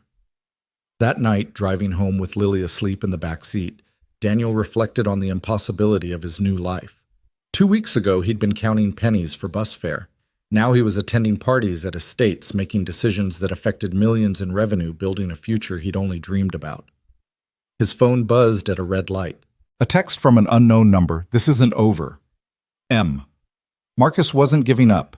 Daniel deleted the message, refusing to let the threat shadow his joy. He'd fought too hard, come too far, to let a bitter man's vendetta derail him now. Monday arrived with its promised storm. The office buzzed with gossip about the restructuring, about Daniel's meteoric rise, about Marcus's fall. Some people avoided him, clearly loyal to the old regime. Others approached cautiously, testing the waters of new leadership. Daniel called a department meeting, standing before 40 people who probably knew more about logistics than he did, who'd been with the company longer, who had every reason to resent him. "I know what you're thinking," he began. "Who is this guy? Why should we follow him? What makes him qualified to lead us? Murmurs of agreement rippled through the room. The truth, I'm not more qualified than many of you. I don't have an advanced degree or decades of experience. What I have is a fresh perspective and a commitment to something radical in corporate culture honesty. He pulled up the distribution analysis on the screen. In 1 week, I found $3 million in savings and evidence of embezzlement. Not because I'm brilliant, but because I looked at things differently, asked questions that hadn't been asked. And because some of you, Sarah, Robert, Jason, were brave enough to share what you knew when given the chance. The room was silent now, attentive. Here's what I promise: your ideas will be heard. Your work will be recognized. Your success will be rewarded. The old system of favorites and kickbacks is dead. We're going to build something better, a department that runs on merit, innovation, and mutual respect. What about Marcus's clients? Someone called out. They're already threatening to leave. Then we let them. Any client who only worked with us because of illegal incentives isn't a client worth keeping. We'll find better ones, honest ones who value service over schemes. After the meeting, people approached him throughout the day. Some with ideas they'd been sitting on for years. Others with concerns about contracts that seemed suspicious. By week's end, Daniel had uncovered 2 more kickback arrangements and a supply chain inefficiency that was costing hundreds of thousands annually. But success came with a price. 3 major clients did leave, making Clara's board nervous. Daniel found his car keyed in the parking garage, a petty revenge that security couldn't quite pin on anyone. Lily came home from school saying Timothy Worthington was telling everyone her daddy was a thief who stole his job. The board meeting was scheduled for Tuesday morning, and Daniel knew his future hung in the balance. Clara had warned him the night before, calling him at home while he helped Lily with her science project about the water cycle. 3 clients leaving has them spooked, she said, her voice tired. Richard Worthington is leading the charge, claiming I'm letting personal feelings cloud my business judgment. The same Worthington whose son has been bullying my daughter. The very same. He's had it out for me since I refused to give his nephew a position last year. You're just his latest weapon. Daniel watched Lily carefully glue cotton balls to represent clouds, her concentration absolute. What do you need me to do? Prove them wrong. Show them numbers they can't argue with. You have 18 hours. 18 hours to justify his existence, to protect not just his job, but Clara's reputation. Daniel tucked Lily into bed, kissed her forehead, then set up his laptop at the kitchen table. The coffee maker became his closest companion as midnight turned to 3 a.m., then 5. By 7, he had it. Not just a defense, but an offense. The 3 clients they'd lost had been their least profitable eating resources while providing minimal return. Their departure actually improved the company's margins. Meanwhile, the transparency initiatives he'd implemented had already attracted 2 new clients. Companies that valued ethical operations over under-the-table deals. He printed his presentation at the office, hands shaking from exhaustion and caffeine, then changed into his best suit in the bathroom. His reflection looked haggard but determined, the face of a man who'd learned to function on no sleep and pure will. The boardroom was intimidating, all dark wood and leather chairs, windows overlooking the city like they were deciding its fate. 12 board members sat around the table, most in their 60s, all wearing the kind of quiet wealth that whispered rather than shouted. Richard Worthington sat directly across from where Daniel would present, his face already set in disapproval. Clara introduced him simply. Daniel Hayes, our new Assistant Director of Logistics. He'll be presenting on the recent departmental changes. Daniel stood clicking to his first slide. Good morning. I know you have concerns about client retention, so let me start with the numbers that matter. He walked them through it methodically. The cost of corruption, not just in dollars, but in reputation. The long-term projections showing growth through ethical practices. The testimonials from new clients specifically citing transparency as their reason for choosing Donovan Technologies. You're asking us to believe that, Worthington interrupted, that losing clients is somehow good for business. I'm showing you that losing the wrong clients is essential for business, Daniel corrected. Every dollar we made from Henderson Shipping cost us 3 in inefficiency and inflated prices. They weren't partners, they were parasites. Parasites who paid us millions in contracts, another board member pointed out. Millions that came with hidden costs. Employee morale when they see corruption rewarded. talented candidates who choose our competitors because they value integrity, the constant risk of legal exposure if the kickback schemes were discovered. Daniel clicked to his next slide. This is what ethical operation looks like financially. The projection showed growth steady and sustainable based on the new contracts and saved costs from eliminated corruption. These are just projections, Worthington said dismissively. Fantasy numbers from someone who's been here, 3 weeks? 2 weeks, actually, Daniel said calmly. In which I've saved the company more than my annual salary for the next decade. How much have you saved the company in your 5 years on the board, Mr. Worthington? The room went silent. Clara hid a smile behind her hand. Worthington's face reddened. I don't have to justify. No, you don't. You're right. You sit in these meetings, collect your board fees, and make decisions about people like me without ever understanding what we actually do. You've never worked in logistics, never dealt with suppliers, never had to make a broken system function. But you feel qualified to judge whether I belong here. Because what? Because your son goes to the same school as my daughter. That has nothing to do with... It has everything to do with this. You're not concerned about the company. You're concerned about people like me rising to positions you think should be reserved for people like you. How dare you? The numbers don't lie, Mr. Worthington. Since I started, efficiency is up 18%, costs are down 12%, employee satisfaction in the logistics department has increased for the first time in 3 years. If you want to vote against that because you don't like my zip code or my background, then you're the one who doesn't belong in this room. The silence stretched taut as a wire. Then from the far end of the table, an elderly woman began to clap slowly. Daniel recognized her from the company website, Martha Stewart, one of the founding board members, Clara's mentor. Finally, she said, someone with spine. Clara, I approve of your choice. Mr. Hayes, keep doing what you're doing. Richard, sit down and stop embarrassing yourself. The vote was called. 8 in favor of maintaining the new logistics structure, 3 against 1 abstention. Daniel had won, but Worthington's glare promised this was far from over. After the meeting, Clara walked him to the elevator. You just made an enemy of one of the most connected men in the city. I already had nothing. Hard to threaten someone who's lost everything before and survived. That's what makes you dangerous to them, Clara said thoughtfully. You're not playing by their rules because you've got nothing left to lose and everything to gain. That afternoon, Daniel was reviewing contracts when Sarah Chen knocked on his door, her face pale. We have a problem. The Patterson shipment to Chicago, it's gone. Gone? The truck never arrived. The driver isn't answering his phone. $2 million of electronics just vanished. Daniel's blood chilled. This was the kind of disaster that could end his career instantly. When did it leave the warehouse? 6 hours ago. It should have been there by now. Get me everything, driver records, route information, GPS data if we have it. And Sarah, keep this quiet for now. As Sarah left, Daniel's phone buzzed. A text from an unknown number, but he recognized the voice behind it. Mistakes happen in logistics, expensive ones. Hope you have good insurance. M. Marcus. This wasn't theft. It was sabotage. Daniel called his contact at the warehouse, Tommy, a supervisor he'd befriended his first week.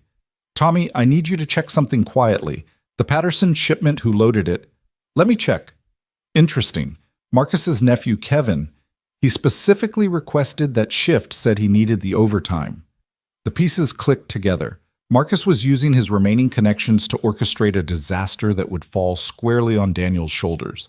$2 million in losses would be enough for the board to reconsider their vote. But Marcus had underestimated him. Daniel hadn't survived 2 years of single parenthood by being passive when threatened. Tommy, I need you to pull all security footage from that loading, every angle, and check if Kevin's keycard was used anywhere else in the building that night. While Tommy worked, Daniel accessed the GPS system. The truck's tracker had been disabled, but modern trucks had redundant systems. He found the secondary tracker still active, but hidden in the maintenance logs. The truck was parked at an abandoned warehouse 30 miles outside the city. Daniel made a decision that would have been unthinkable in his old life. He called Clara directly. I need your help. Marcus is trying to frame me for a stolen shipment, but I know where it is. I need someone with authority to handle this properly, or it's going to look like I'm covering my own tracks. Where are you? My office. Stay there. I'm coming. 20 minutes later, Clara arrived with the head of security and the company's legal counsel. Daniel laid out what he'd found: the suspicious loading, the disabled tracker, the hidden location, the text message he'd saved despite Marcus trying to use a burner phone. We could call the police, the lawyer suggested, and create a media circus that damages our reputation, Clara countered. Daniel, what do you recommend? It was a test, Daniel realized. How he handled this would define his leadership. We go get our shipment, document everything. Then we give Marcus a choice: resign quietly with no prosecution or face charges that will end with jail time. He's got kids, a family. He'll take the deal. That's generous considering what he's trying to do to you, the security chief noted. I'm not him, Daniel said simply. Breaking him won't fix what he broke. Getting our shipment back and removing him permanently will. They took 2 security vehicles, Daniel riding with Clara, while the security team followed. The abandoned warehouse sat in an industrial district that had seen better days, all broken windows and rusted metal. The truck was there, seals intact. The driver sat in his cab looking terrified when the security team surrounded the vehicle. I didn't want to do it, he stammered. Kevin said it was just a prank, that you'd fired his uncle unfairly. He said we'd just delay the shipment a few hours, make you look bad. I didn't know it would go this far. Daniel looked at the young man, probably barely 20, caught up in someone else's vendetta. You have a choice. Tell us everything, cooperate fully, and keep your job on probation. Or protect Kevin and Marcus and lose everything. Choose. The driver chose wisely. Within an hour, they had written statements, security footage showing Kevin disabling the primary tracker, and phone records between Kevin and Marcus planning the theft. Back at the office, Clara called Marcus personally, putting him on speaker so Daniel could hear. It's over, Marcus. We have everything. Your nephew is in custody. You have until tomorrow morning to submit your resignation, or we file charges. Marcus's breathing was heavy on the other end. This is because of him, isn't it? Your pet project. No, Clara said coldly. This is because you chose crime over competition. Daniel beat you fairly. You chose to become a criminal rather than accept it. I have a family. So does he. The difference is he's teaching his daughter about integrity. You're teaching your nephew about theft. Resignation letter tomorrow, or you'll be teaching him from behind bars. The line went dead. Daniel slumped in his chair, exhaustion hitting him like a wave. It's really over. With Marcus, yes, but there will be others. Success makes enemies, especially unexpected success like yours. That evening, Daniel picked up Lily from Mrs. Chen's apartment where she was helping make dumplings for dinner. His daughter ran to him, flower in her hair and joy on her face. Daddy, Mrs. Chen is teaching me to cook. Look, I made these myself. She held up a tray of lopsided dumplings, proud as if she'd created art, which Daniel supposed she had. They're perfect, sweetheart. Stay for dinner, Mrs. Chen insisted. You look tired. Both of you eat. They sat in Mrs. Chen's small kitchen, warm with steam and filled with the comfort of good food and better company. This was wealth, Daniel realized. Not the boardrooms and power plays, but this his daughter, laughing, a friend who cared enough to feed them the security of knowing tomorrow would come without fear. Mr. Daniel, Mrs. Chen said quietly while Lily was in the bathroom. I am proud of you. You don't forget where you come from. That's good. But also don't be afraid of where you're going. It's happening so fast. Sometimes I feel like I'll wake up and it'll all be gone. Life is what happens when you're busy making plans, Mrs. Chen quoted. John Lennon, smart man. You can't control everything, but you can choose how you respond. You choose right every time. Trust that. That night after Lily was asleep, Daniel stood on his small balcony looking out at the city lights. His phone rang Clara. I wanted to thank you, she said without preamble, for handling the situation with Marcus professionally. Another person might have sought revenge. Revenge doesn't pay the bills or raise my daughter. No, but it can feel satisfying in the moment. I've learned that the best revenge is success. Marcus wanted to destroy me because I represented his failure. But his failure wasn't losing his position, it was choosing corruption over competence in the first place. You're philosophical for someone who just prevented a $2 million theft. Near-death experiences and single parenthood teach you perspective. Clara laughed. Speaking of which, Sophie hasn't stopped talking about Lily. She wants to know if you'd both like to come to the cabin this weekend. It's nothing fancy, just a place by the lake. The girls could swim, and you look like you could use a break. Daniel hesitated. It was one thing to work for Clara, another to become what friends? The lines were blurring in ways that made him nervous. I don't want people to think. People will think what they want regardless. My husband will be there if that makes you feel better about appearances. He wants to meet the man who saved his wife's life. In that case, we'd love to come. The week passed in a blur of reorganization. With Marcus gone, Daniel promoted Sarah Chen to team lead, bringing in fresh talent to fill the gaps. The department hummed with new energy, people actually excited about their work for the first time in years. Friday afternoon, he was packing up when Richard Worthington appeared in his doorway. Enjoy it while it lasts. Worthington said, his voice like ice. People like you always overreach, and when you fall, I'll be there to ensure you never get up again. Is that a threat? It's a promise. You embarrassed me in front of the board. You've turned Clara against reasonable voices. But she won't protect you forever, and when she doesn't, you'll go back to whatever hole you crawled out of. Daniel stood meeting Worthington's eyes steadily. You know what the difference is between us, Richard. You inherited your position. I earned mine. You've never had to fight for anything, so you don't know how. I've been fighting my whole life. Poverty grief systems designed to keep people like me down. You're just another obstacle, and I've overcome worse. We'll see about that. After Worthington left, Daniel found his hands shaking, not with fear, but with anger. The casual cruelty of it, the assumption that Daniel's success was temporary, undeserved. He thought of Lily, how she'd have to navigate this world of Richard's Worthingtons, and his resolve hardened. The cabin weekend was a revelation. Daniel had expected rustic. Instead, he found understated luxury, a massive log structure on a private lake boats, and jet skis waiting at the dock. Clara's husband, Tom, was surprisingly normal, an English professor who seemed amused by the corporate drama his wife navigated. She tells me you tackled her into the pavement, Tom said, handing Daniel a beer while the girls splashed in the shallow water. I owe you more than I can express. Anyone would have... No, they wouldn't. I've studied human behavior for 20 years. Most people freeze in crisis. The few who act rarely act for strangers. You're unusual, Daniel. I just saw someone who needed help. Exactly. You saw a person, not a stranger. That's rarer than you think. The weekend unfolded lazily. Daniel taught both girls to fish patient with their tangled lines and squeals at touching bait. Clara and Tom cooked together the easy rhythm of a couple who'd weathered years side by side. At night they sat around the fire pit, the girls roasting marshmallows, while the adults talked. Tom thinks I should write a book, Clara said, wine-making her contemplative. About building the company, the challenges of being a female CEO. You should, Daniel agreed. Lily needs to see stories of women like you know what's possible.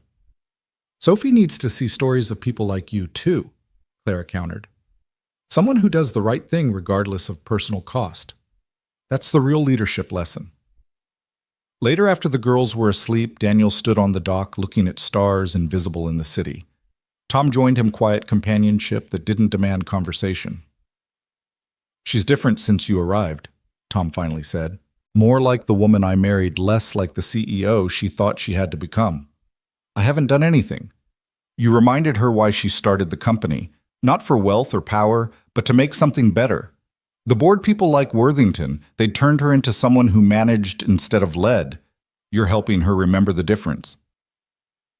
Sunday evening, driving home with Lily asleep in the back seat, sun-kissed and exhausted from swimming, Daniel felt something he hadn't experienced in years, contentment. Not the fleeting happiness of a good moment, but deep satisfaction with the direction of life. His phone had been quiet all weekend, but as they neared the city, it exploded with messages. Sarah Chen, increasingly frantic, call me immediately. Emergency at the Detroit facility. We need you now. Daniel called her, dread pooling in his stomach. There's been an accident at the Detroit warehouse, a collapse in the storage section. 3 workers injured, 1 critical. OSHA is already on scene. When at 2 hours ago, I've been trying to reach you. I'm 40 minutes out. Get me everything: inspection records, maintenance logs, everything. And Sarah, make sure the injured workers' families are taken care of, whatever they need. He called Clara next, explaining the situation. This could be bad. She said, all business now. If there's negligence, I'll find out what happened and fix it. That's what you hired me to do. Daniel, be careful. A crisis like this, people look for scapegoats. As the newest executive, I'll be the easiest target. I know. He dropped Lily at home with Mrs. Chen, promising to explain later, then drove straight to the office. The night security guard looked surprised to see him, but Daniel barely noticed, focused on getting to his computer. The records told a damning story.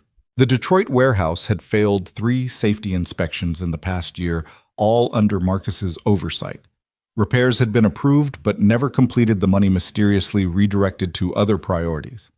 Marcus's final act of negligence, a time bomb he'd left behind. Daniel worked through the night building a comprehensive report. By dawn, he had everything: the inspection failures, the redirected funds, emails where Marcus had dismissed safety concerns as excessive caution. But he also had a solution.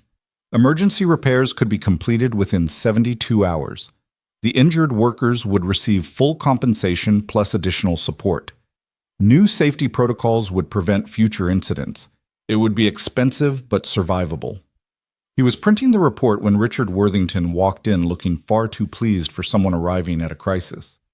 Terrible situation, Worthington said, not sounding terrible at all. The board is meeting in an hour to discuss the liability. Some members feel leadership changes might be necessary to restore confidence. Some members, meaning you. I'm simply concerned about the company's reputation. A new executive, a major accident, the optics are troubling. Daniel stood exhausted but determined. The accident happened because of negligence that predates me by years. I have the proof. But you already know that, don't you? Worthington's smile faltered slightly. I don't know what you're implying. I'm stating that you knew about the safety issues. You're on the facilities committee. You signed off on Marcus's budgets, the ones that redirected safety funds. You're as liable as he is. You can't prove that. Daniel held up a printed email. Actually, I can. Your approval is right here, along with Marcus's request to delay repairs to boost quarterly numbers that affected your board bonus. Worthington went pale. What do you want? I want you to support the emergency repairs, the worker compensation, and the new safety protocols. I want you to stop undermining Clara and stop targeting me. Or this email finds its way to OSHA, the media, and possibly the FBI, since redirecting safety funds for personal bonuses might interest them. This is blackmail. No, this is consequence. Something you've avoided your whole life. Choose Richard. Fall on your sword privately or publicly, but either way, you're done hurting people for profit. The board meeting was tense. Daniel presented his findings, his solutions, his timeline for resolution. When Worthington was asked for the facilities committee's position, he supported Daniel's plan fully, though he looked like each word caused him physical pain. The vote was unanimous. The repairs were approved, the workers would be compensated, and Daniel was given full authority to oversee the safety overhaul. After the meeting, Clara pulled him aside. What did you say to Richard? He looked terrified of you. I showed him the mirror. He didn't like what he saw. You're learning the game quickly. It's not a game when people's lives are at stake. 3 workers are in the hospital because someone thought safety was less important than bonuses. And that's why you'll win, Clara said, because for you, it's never just business. It's personal. Every decision affects someone's family, someone's future. The Richards of the world forget that. You never will. Daniel spent the next 3 days in Detroit overseeing repairs personally. He visited each injured worker not as a corporate representative, but as someone who understood what it meant to face sudden disaster. He set up education funds for their kids, arranged for meal deliveries during recovery, made sure they knew the company accepted full responsibility. The critical worker, a man named James, had a daughter Lily's age. Daniel sat with James's wife in the hospital waiting room while James was in surgery. He just wanted to provide for us, Vic, she said through tears. That's all any of us want. He will, Daniel promised. His job is secure medical bills are covered, and I'm personally ensuring the warehouse is safe before anyone goes back in. Why do you care so much? Most executives would just send lawyers. Daniel thought of Margaret in her hospital bed, of Lily asking why Mommy couldn't come home, of all the moments when someone with power could have helped, but didn't. Because I've been where you are, and I know what it's like when no one cares. James survived surgery, would walk again with therapy. Daniel stayed until he woke up, personally promising that his family would be taken care of. It wasn't corporate protocol, but Daniel had learned that sometimes humanity mattered more than protocol. When he finally returned home Thursday night, Lily was waiting up despite the late hour. "Mrs. Chen said you were helping hurt people," she said, curling into his lap on the couch. "Yeah, baby. Some people got hurt at work and I needed to make sure they'd be okay. Like when you saved Ms. Clara." "Kind of, yeah." "You're a hero, Daddy." "No, sweetheart. I'm just someone trying to do the right thing." "That's what heroes do," Lily said with 7-year-old certainty. Friday brought unexpected news. The media had picked up the story, but instead of a scandal, it became a redemption narrative. "Donovan Technologies takes responsibility," the headlines read. "New executive personally oversees worker care." The stock actually rose, investors responding to the company's ethical stance. Marcus was arrested that afternoon, the FBI apparently very interested in his financial redirections. Worthington quietly announced his resignation from the board, citing personal reasons. Daniel was reviewing the positive press coverage when Sarah Chen knocked. "There's someone here to see you. Says he's from Hartman Industries." Hartman Industries, their biggest competitor. Daniel's stomach tensed. The visitor was a polished man in his 40s, extending a business card that read, "David Hartman, CEO." "Mr. Hayes, I'll be direct. What you've accomplished here in just a month is remarkable. I'd like to offer you a position with us. Double your current salary, full relocation package, and a signing bonus that would set your daughter up for life." Daniel stared at the offer, calculating what that money could mean. Private school for Lily without scholarship stigma. A real house with a yard. College funds that would let her choose any university. That's a generous offer. You've earned it. Someone who can turn crisis into opportunity, who understands both efficiency and humanity, that's rare. "Can I ask why you're really here?" Hartman smiled. "You're right to be suspicious. Truth is, we're going after Donovan's market share. Having you would be a coup, both for your skills and the message it would send." "You want to use me to hurt Clara. I want to use you to win. Business is war, Mr. Hayes." "No," Daniel said quietly. "It's not. That's the thinking that led to 3 workers in the hospital. Business is about building something, creating value, serving needs. War is about destruction." That's a noble perspective. It's also naive. Maybe, but I'd rather be naive with integrity than sophisticated without it. Hartman stood, leaving his card on the desk. "When Donovan disappoints you, and she will, they all do, call me." After he left, Daniel sat quietly thinking about loyalty and opportunity, about what success really meant. His phone buzzed, a text from Clara. "Heard about Hartman's visit. Thank you for staying." He hadn't told her. She had her own sources, probably had them everywhere. It should have bothered him, the surveillance, the corporate games. But somehow knowing she was watching felt less like spying and more like support. That weekend, Timothy Worthington wasn't at school anymore. Lily came home with news that he'd transferred to a private academy across town. His parting words to her had been typically cruel. "My dad says your dad is a nobody who got lucky." "What did you say?" Daniel asked, worried she'd been hurt.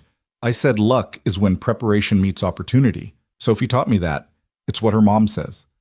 Daniel hugged his daughter, amazed at her resilience. "You know what? Let's celebrate Timothy being gone. Ice cream for dinner." "Really? Really? Sometimes you have to mark the moments when bad things leave to make room for good things." They were at the ice cream shop, Lily deep in a sundae that was definitely too large, when Sophie and Clara walked in. "Great minds," Clara said, though Daniel suspected this wasn't entirely coincidence. The girls immediately fell into conversation, leaving the adults to their own devices. "Hartman's offer was real," Clara said quietly. "Double salary is significant. Money isn't everything. It is when you don't have it. I have enough now. Enough is powerful when you've lived with nothing." Clara studied him. "You're different from anyone I've worked with." Because I'm not really working with you.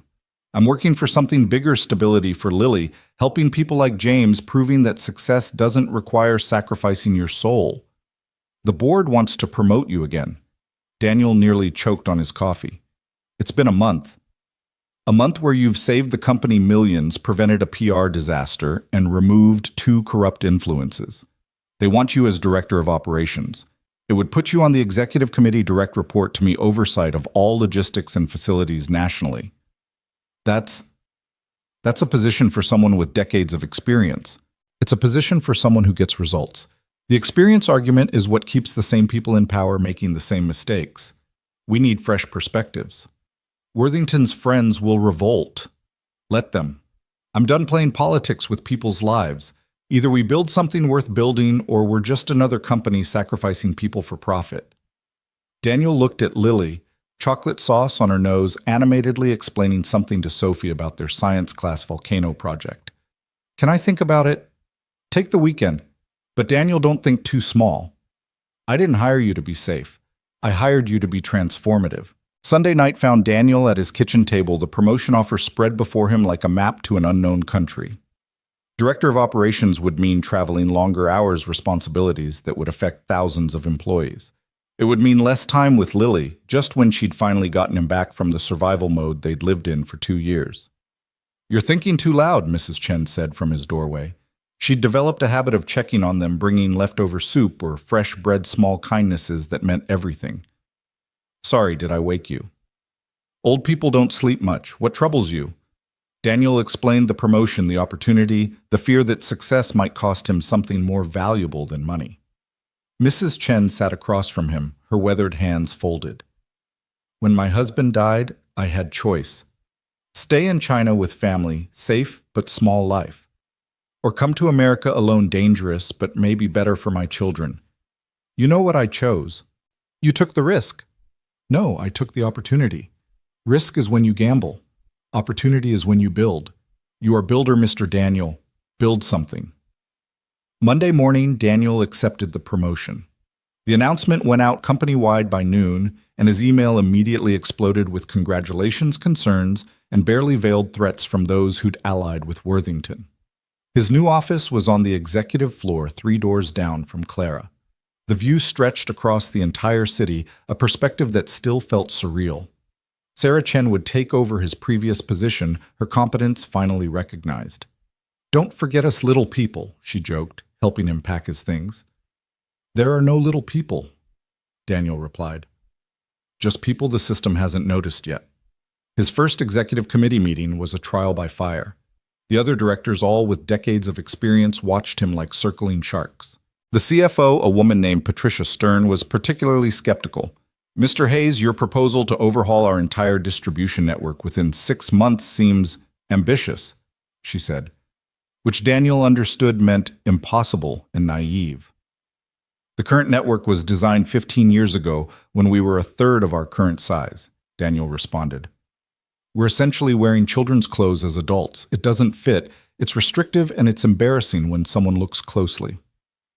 The cost of restructuring will be offset by efficiency gains within 18 months. I've run the numbers. He distributed his analysis, watching their expressions shift from skepticism to interest. Moreover, 3 of our main competitors are already modernizing. If we don't act, we'll be the Blockbuster to their Netflix. That's a dramatic comparison, the head of sales interjected. Dramatic times require dramatic thinking. We nearly lost 3 workers because we were too comfortable with the status quo. How many other time bombs are ticking while we debate whether change is too ambitious? Clara watched silently, letting him sink or swim on his own merit. By the meeting's end, he'd won approval for a pilot program in the Midwest region. Not everything he'd wanted, but enough to prove his point. That afternoon, a man appeared in his office without knocking, tall, silver-haired, with the bearing of someone who'd never been denied entry anywhere. Mr. Hayes, I'm James Morrison. Perhaps you've heard of me. Daniel had. Morrison was a legend in logistics. Had written the textbook Daniel studied in night school, had built 3 Fortune 500 companies' supply chains from scratch. Sir, it's an honor. Save it. I'm here because Clara asked me to evaluate you. She thinks you're some kind of prodigy. I think you're a lucky amateur who's about to get a lot of people hurt with your ignorance. Daniel felt his spine straighten. With respect, Mr. Morrison, you don't know anything about me. I know you have no advanced degree. I know you've been in logistics for less than 5 years. I know you're making decisions that will affect thousands of jobs based on intuition rather than expertise. You're right. I don't have your credentials, but I have something you might have forgotten. I know what it's like to be affected by those decisions. Every inefficiency you see as a number on a spreadsheet, I see as someone's overtime they can't spend with their kids. Every cost-cutting measure that looks good in the boardroom might mean someone choosing between medicine and groceries. Morrison's eyes narrowed. Business isn't a charity. No, but it doesn't have to be a machine that grinds people up for profit either. You built incredible systems, Mr. Morrison. But did you ever ask the people working in them if they were sustainable? Not the systems, the people. You think you can do better. I think I can do different. Maybe that's what's needed now. Morrison studied him for a long moment. Show me your Midwest pilot plan. For the next 3 hours, Morrison dissected Daniel's proposal with surgical precision. But instead of being defensive, Daniel listened, learned, adjusted. By the end, his plan was stronger, incorporating Morrison's experience with his fresh perspective. You might not be a complete disaster, Morrison finally admitted. But you need help, real expertise, not just good intentions. Then help me. I'm retired. You're bored. That's why you came when Clara called. You miss building things. Help me build something that matters. Morrison left without committing, but Daniel saw interest in his eyes, the spark of someone who'd been reminded why they loved their work. That evening, Daniel was reviewing regional reports when his phone rang. Lily's school. Mr. Hayes, there's been an incident. Lily's fine, but we need you to come immediately. Daniel's heart started raced. He grabbed his keys and ran, not caring who saw the director of operations sprinting through the executive parking garage. At the school, he found Lily in the nurse's office, holding an ice pack to her lip.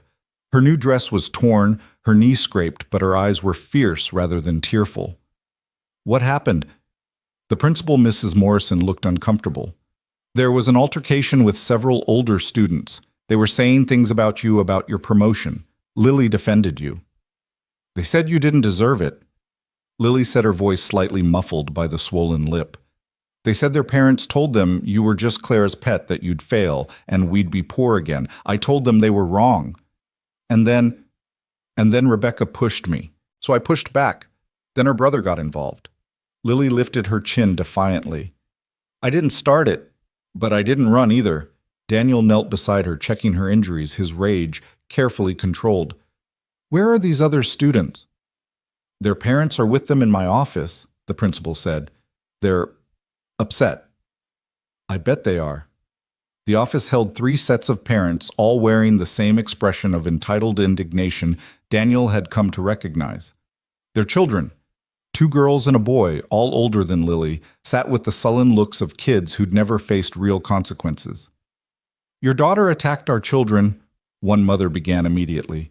3 children, all older and bigger than her, and she attacked them. Daniel's voice was dangerously quiet. That's your story. She's violent, just like what? Like her father, who grew up poor, who worked his way up, who threatens your comfortable assumption that success is inherited rather than earned. The father of the boy stepped forward. Now see here. No, you see here. Daniel stood to his full height. Your son, who's 12, helped assault a 7-year-old girl because his parents filled his head with poison about social hierarchy. What does that say about you? How dare? I dare because I'm done pretending this is acceptable. You want to come after me? Fine. I'm an adult. I can handle your small-minded prejudice, but you sent your children to attack mine, and that crosses a line. Mrs. Morrison intervened. Perhaps we should discuss consequences. Yes, let's, Daniel agreed. I want these 3 suspended. I want a formal investigation into bullying patterns at this school. And I want assurance that if anything like this happens again, I'll be pressing charges for assault. Assault, one of the mothers screeched, for a schoolyard scuffle. For 3 older children attacking a 7-year-old. Yes, assault. Or would you prefer I handle this through civil courts? I'm sure the media would love a story about wealthy children ganging up on a little girl because of her father's social status. The threat landed. These people live for their reputations, their social standing. A public scandal would be devastating. After an hour of negotiation, the 3 students were suspended, their parents sufficiently chastened. Daniel carried Lily to the car, her arms wrapped around his neck. I'm sorry, Daddy. I know you said violence isn't the answer. Sometimes standing up for yourself is the answer, even when it's hard.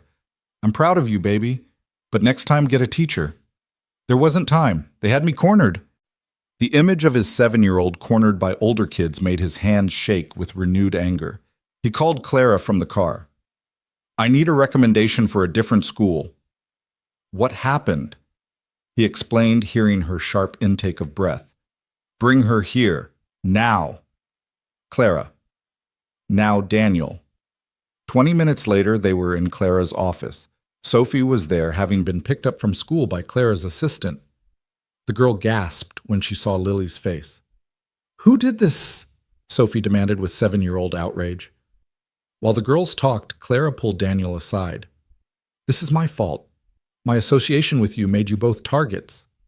This is society's fault for teaching kids that someone's worth is determined by their bank account. Tom knows the headmaster at Preston Academy. It's where Sophie goes. They have a zero-tolerance policy for bullying, and their diversity initiatives are genuine, not just PR. Preston Academy costs more than I make, and they have scholarships. Merit-based, not just need-based. Lily would qualify academically. Let me make the call. Daniel wanted to refuse his pride, bristling at more help. But Lily's swollen lip reminded him that pride was a luxury he couldn't afford when his daughter's safety was at stake. Make the call. Within an hour, they had an interview scheduled for the next day. That night, Daniel sat on Lily's bed, reading her favorite story while she held ice to her lip. Will I have to leave all my friends? Some of them, but Sophie goes to the new school. You'll make new friends. Better friends. Different friends, hopefully ones whose parents teach them kindness instead of cruelty. The boy who pushed me, his dad owns a bank. Owning a bank doesn't make you a good person. What makes someone a good person? Daniel thought about it. How they treat people who can't do anything for them. How they act when no one's watching, whether they choose to help or hurt when given the chance. Like when you saved Miss Clara. Like when you stood up for me today, even though you knew you might get hurt. Lily smiled despite her swollen lip. We're good people, aren't we, Daddy? We try to be sweetheart. That's all anyone can do. The Preston Academy interview went better than expected. The headmaster, Dr. Williams, was a tall black woman who'd worked her way up from public school teacher to educational reformer. She looked at Lily's bruised face with knowing eyes. I heard about the incident at your current school, she said directly. That wouldn't happen here. We have students from every economic background, and we work hard to ensure mutual respect. She interviewed Lily separately then, together with Daniel. By the end, she was smiling. Lily is delightful, smart, articulate, and clearly resilient. We'd be honored to have her full scholarship for academic merit. She can start Monday. Daniel felt tears threaten. Another door opening, another step up from the struggle they'd known. That afternoon, he threw himself into work with renewed determination. The Midwest Pilot Program needed to launch flawlessly, not just for his career, but to prove that someone like him belonged in these rooms, made these decisions, shaped these futures. Morrison appeared in his office at the end of the day. I'll consult on your pilot program. 3 months, then we evaluate. What changed your mind? Clara told me what happened to your daughter. The fact that you came back to work instead of declaring war on those families shows more restraint than I'd have managed. You're trying to change things the right way through success rather than revenge. I respect that. They worked late into the evening, Morrison's experience filling gaps in Daniel's knowledge. It was like being back in night school, but with the best teacher in the world. You remind me of myself, Morrison said suddenly. Not the credentials, but the hunger. I was first-generation college, worked my way through school. Everyone assumed I'd fail. But you didn't. No, but I also didn't help others like me rise. I was so focused on fitting in, I forgot where I came from. Don't make that mistake. Daniel thought about Sarah Chen, about the warehouse workers, about all the people grinding away in jobs that barely paid enough to survive. I won't forget. Friday brought the official launch of the Midwest pilot. Daniel flew to Chicago to oversee it personally, walking the warehouse floors, talking to workers, understanding the ground-level reality of his theoretical improvements. "You're the executive who helped James," one worker said, referring to the Detroit accident. "He says you saved his family. He's recovering. Walking again thanks to the therapy you arranged. You're different from the suits who usually show up." "I'm not different. I just remember what it's like to be where you are." The pilot launch was flawless. Routes that had taken 6 hours now took 4. Warehouse efficiency improved by 20% on day 1. Workers reported less strain, better organization, clearer communication. Daniel called Clara from his hotel room, exhausted but exhilarated. "It's working. I knew it would. You see systems differently because you've been inside them, not just above them." "Morrison helped. He's brilliant. He called me. Said you're the future of logistics if your ego doesn't get in the way." "My ego."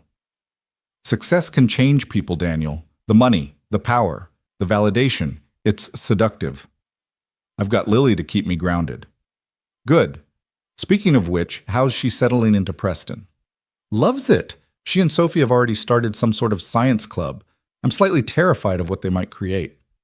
Clara laughed. Tom says the same thing. 2 brilliant girls with determination could be dangerous. Or world-changing. Probably both. Saturday morning, Daniel returned home to find Lily and Sophie in the kitchen with Mrs. Chen, all 3 covered in flour, making something that might have been cookies, or might have been abstract art. "Daddy, we're baking for the school fundraiser. Mrs. Chen is teaching us her secret recipe." "Secret recipe for what?" "Success cookies. Mrs. Chen says if you eat them while doing homework, you get smarter." Mrs. Chen winked at him over the girls' heads. "Is old family tradition. Also much sugar helps children focus, yes. The normalcy of it, the simple domestic joy grounded him after a week of corporate battles and strategic victories. This was what mattered. Lily laughing safe, surrounded by people who cared about her. Tom arrived to pick up Sophie, staying for coffee while the girls played. "Clara tells me the pilot program exceeded projections. First week success doesn't mean long-term viability. No, but it means you were right to try. That's half of innovation, being willing to risk being wrong." Speaking of risk, some of the board members are already grumbling about the expansion costs. They'll always grumble. It's what boards do. The trick is showing them returns before their grumbling becomes action. Any advice? Don't just show them numbers, show them stories. The warehouse worker whose job got easier. The driver who gets home to his family 2 hours earlier. The client who received their shipment ahead of schedule. Make it human. Daniel thought about that approach, how different it was from traditional corporate presentations. But then he'd never been traditional.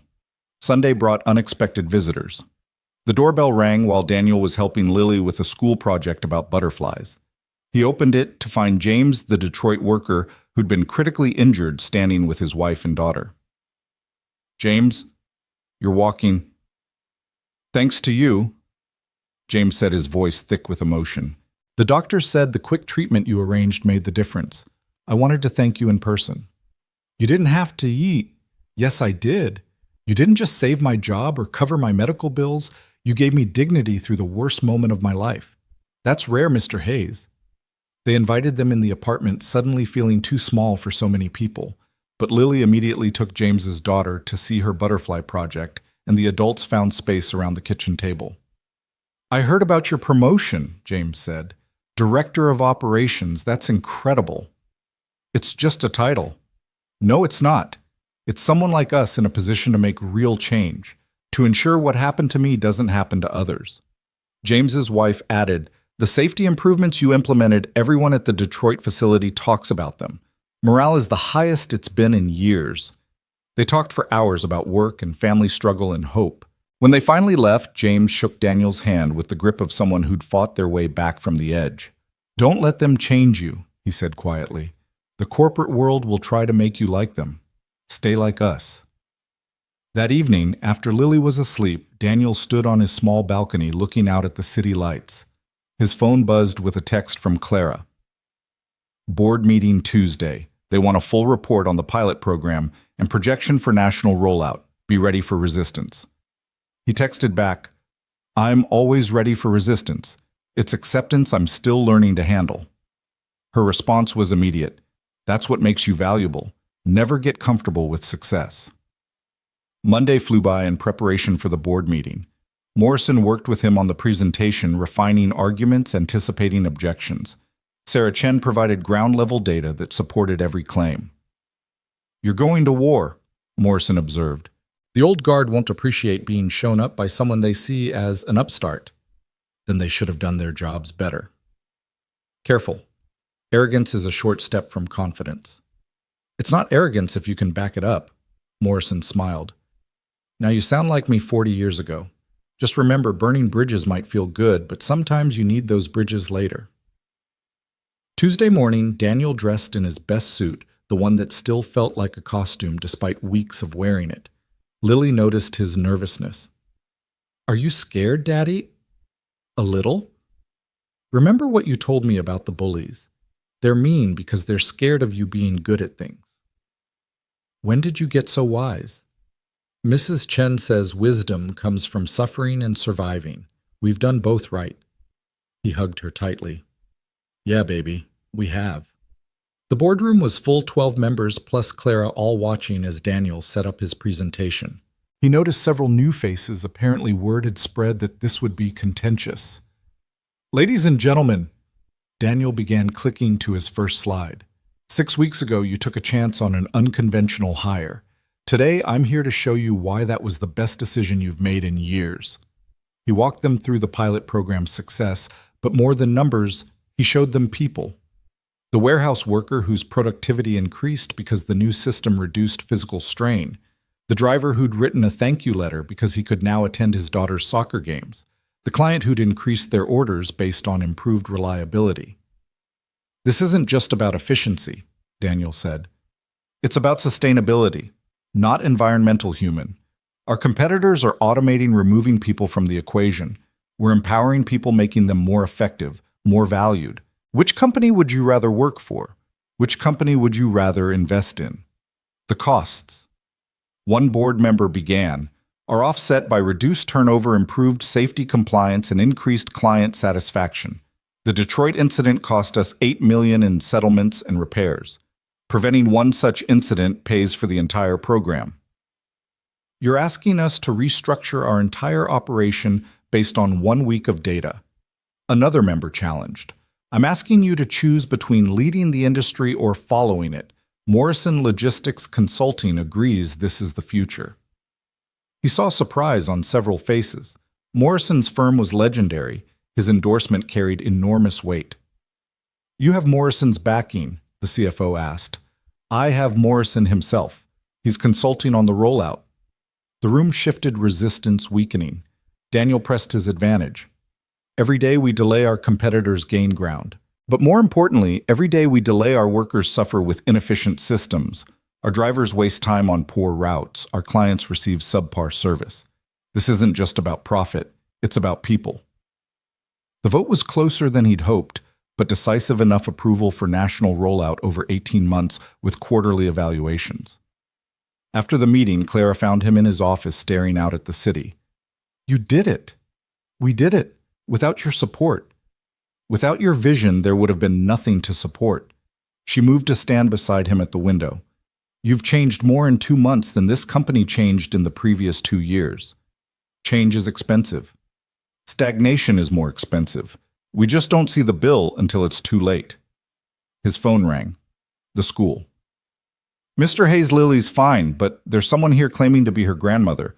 We have no record of... Daniel's blood went cold. Do not let her leave with that woman. I'm on my way. He ran from the office, Clara calling after him. The drive to Preston Academy was a blur of racing thoughts. Margaret's mother, Patricia, who'd disappeared when Margaret got sick, who'd said she couldn't handle watching her daughter die, who'd left them to face the darkness alone. At the school, he found Patricia in the main office, looking older, grayer, but still carrying the same entitled bearing that had always made Margaret tense. Daniel, you look prosperous. What are you doing here, Patricia? I heard about your success, your new position.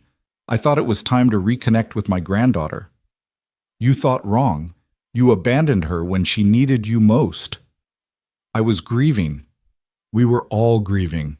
The difference is Lily and I grieved together while you ran away. Patricia's face hardened. I have rights. Grandparental rights. I've consulted a lawyer. You have nothing. You made your choice when Margaret was dying, and you couldn't be bothered to help with treatments with Lily with anything. I have money now, resources. I could provide things.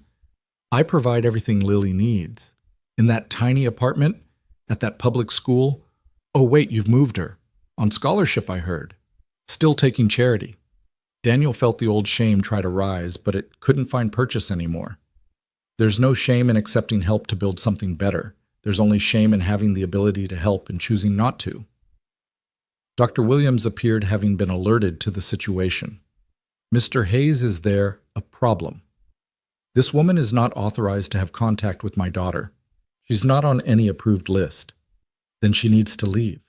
Shall I call security? Patricia gathered her purse, but her eyes were calculating. This isn't over. I have rights, and now I have the means to pursue them.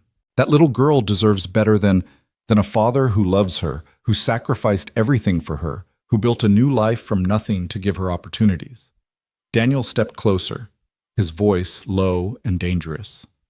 You know nothing about what she deserves because you weren't there to learn. Leave now and don't come back. After Patricia left, Daniel sat in Dr. Williams's office shaking with rage and fear. She can't take Lily, can she? Abandonment is hard to overcome in court, Dr. Williams assured him. Document everything. When she left, why, what support she failed to provide. Courts favor stability for children, and you've clearly provided that. Daniel called Clara from the parking lot, explaining the situation. I'll have our legal team on it immediately, she said. Patricia won't get near Lily. She has money. She could make this expensive. You have something better, you have us. The company's legal resources are at your disposal. This is a family matter, and you're family now. The word landed heavy with meaning. Family. Not by blood, but by choice, by loyalty, by showing up when it mattered. That evening, Daniel sat with Lily at their kitchen table, trying to find the right words to explain why the grandmother she barely remembered had suddenly appeared. The legal team Clara promised was already working, but the emotional complexity couldn't be handled by lawyers. Do you remember Grandma Patricia? He asked gently. Lily scrunched her face in concentration. The lady who smelled like flowers and made Mommy sad. Even at 5, Lily had been perceptive. Yeah, that's her. She came to your school today. Why? I think she's lonely. Sometimes when people realize they made mistakes, they try to fix them. Did she make a mistake? Daniel chose his words carefully. When Mommy got sick, Grandma Patricia was scared. Instead of staying to help us, she left. That was her mistake. But we were scared too, and we stayed. Exactly. That's what family does. They stay even when it's hard. Lily was quiet for a moment, processing with the deep thought that always reminded him of Margaret. I don't want to see her. You don't have to. I'll make sure of that. Will she try to take me away? The fear in her voice broke his heart. Never. You're staying right here with me. Clara's helping us make sure of that. Clara's nice. She doesn't make you sad like Grandma Patricia made Mommy sad. The observation was innocent but loaded with meaning Daniel wasn't ready to examine. Instead, he pulled Lily into a hug, breathing in her strawberry shampoo scent, grounding himself in the reality of their life together. The next morning brought a formal letter from Patricia's attorney. She was seeking visitation rights claiming grandparental alienation. The language was aggressive, designed to intimidate. But Daniel had faced eviction notices, medical bills that might as well have been death sentences, and the casual cruelty of a society that measured worth in dollars. A legal threat from someone who'd chosen absence over presence didn't even make his top 10 fears. Clara's legal team responded within hours. The lead attorney, Michelle Barnes, was a small woman with the demeanor of a friendly librarian and the legal instincts of a shark. She has almost no case, Michelle explained in Daniel's office. Abandonment during a child's traumatic experience, no financial support provided, no attempt at contact for 2 years. Judges don't look kindly on that. But she has money now. She can drag this out. She can try. But I've handled cases for Clara before. We don't lose and we don't back down. Patricia picked the wrong fight. The legal battle became background noise to Daniel's daily life. He threw himself into the national rollout, traveling to facilities across the country, implementing changes that improved both efficiency and worker satisfaction. Each success felt like a small victory against everyone who'd said he didn't belong. Morrison became a constant presence, their relationship evolving from teacher-student to something approaching partnership. Over late-night strategy sessions, the older man shared stories of his own rise, the prejudices he'd faced as one of the few black executives in logistics 40 years ago. "They'll never fully accept you," Morrison said one evening as they reviewed expansion plans. "You'll always be the outsider who got lucky. The question is whether you let that define you or drive you. What did you choose? For too long, I chose to let it define me. I became what they expected: brilliant but safe, innovative but not revolutionary. Don't make my mistakes." What changed? Retirement. I realized I'd spent 40 years being palatable instead of powerful. You're starting with power. Don't waste it trying to fit in. The wisdom resonated as Daniel faced increasing resistance from old guard executives who resented his rapid rise. They whispered about favoritism, about Clara's pet project, about the inevitable failure of someone so far out of his depth. But the numbers didn't lie. Every region that implemented Daniel's systems showed improvement. Worker retention increased. Accident rates decreased. Clients signed longer contracts citing reliability and ethical practices as deciding factors. 3 weeks into the legal proceedings, Patricia made her first real move. She leaked the story to a business journalist known for exposing corporate scandals. The headline was brutal: "Donovan Tech executive denies child access to grandmother while living in poverty." The article was a masterclass in manipulation, painting Daniel as an ungrateful son-in-law who'd alienated Patricia after Margaret's death, keeping Lily from her only living grandmother out of spite. It mentioned his rapid promotion implying impropriety, and questioned whether someone who'd been unemployed so recently could provide stable care for a child. Daniel read it in his office, each word a calculated wound. His phone exploded with calls, reporters wanting statements, colleagues offering support, or seeking gossip. But the call that mattered came from Lily's school. "Mr. Hayes, we've had some reporters asking about Lily. We haven't said anything, but I wanted you to be aware." His worst nightmare, Lily being dragged into public scrutiny because of his success. He left immediately, picking her up early, finding her in art class painting butterflies with Sophie. "Daddy, is it time already?" "Early day, sweetheart. We're going on an adventure." He took both girls with Clara's permission to the museum, keeping them away from screens and questions. While they explored dinosaur exhibits, he fielded calls, crafted responses, tried to shield his daughter from the storm Patricia had created. Clara met them at the museum cafe, having canceled her afternoon meetings. "The board is concerned why," she said quietly, while the girls debated which dinosaur would win in a fight. "About the article, about the optics. A custody battle, implications of impropriety in your hiring, it's making them nervous." "Are you asking me to resign?" "I'm asking you to fight back. Patricia wants to paint you as unfit. Show them what fitness looks like."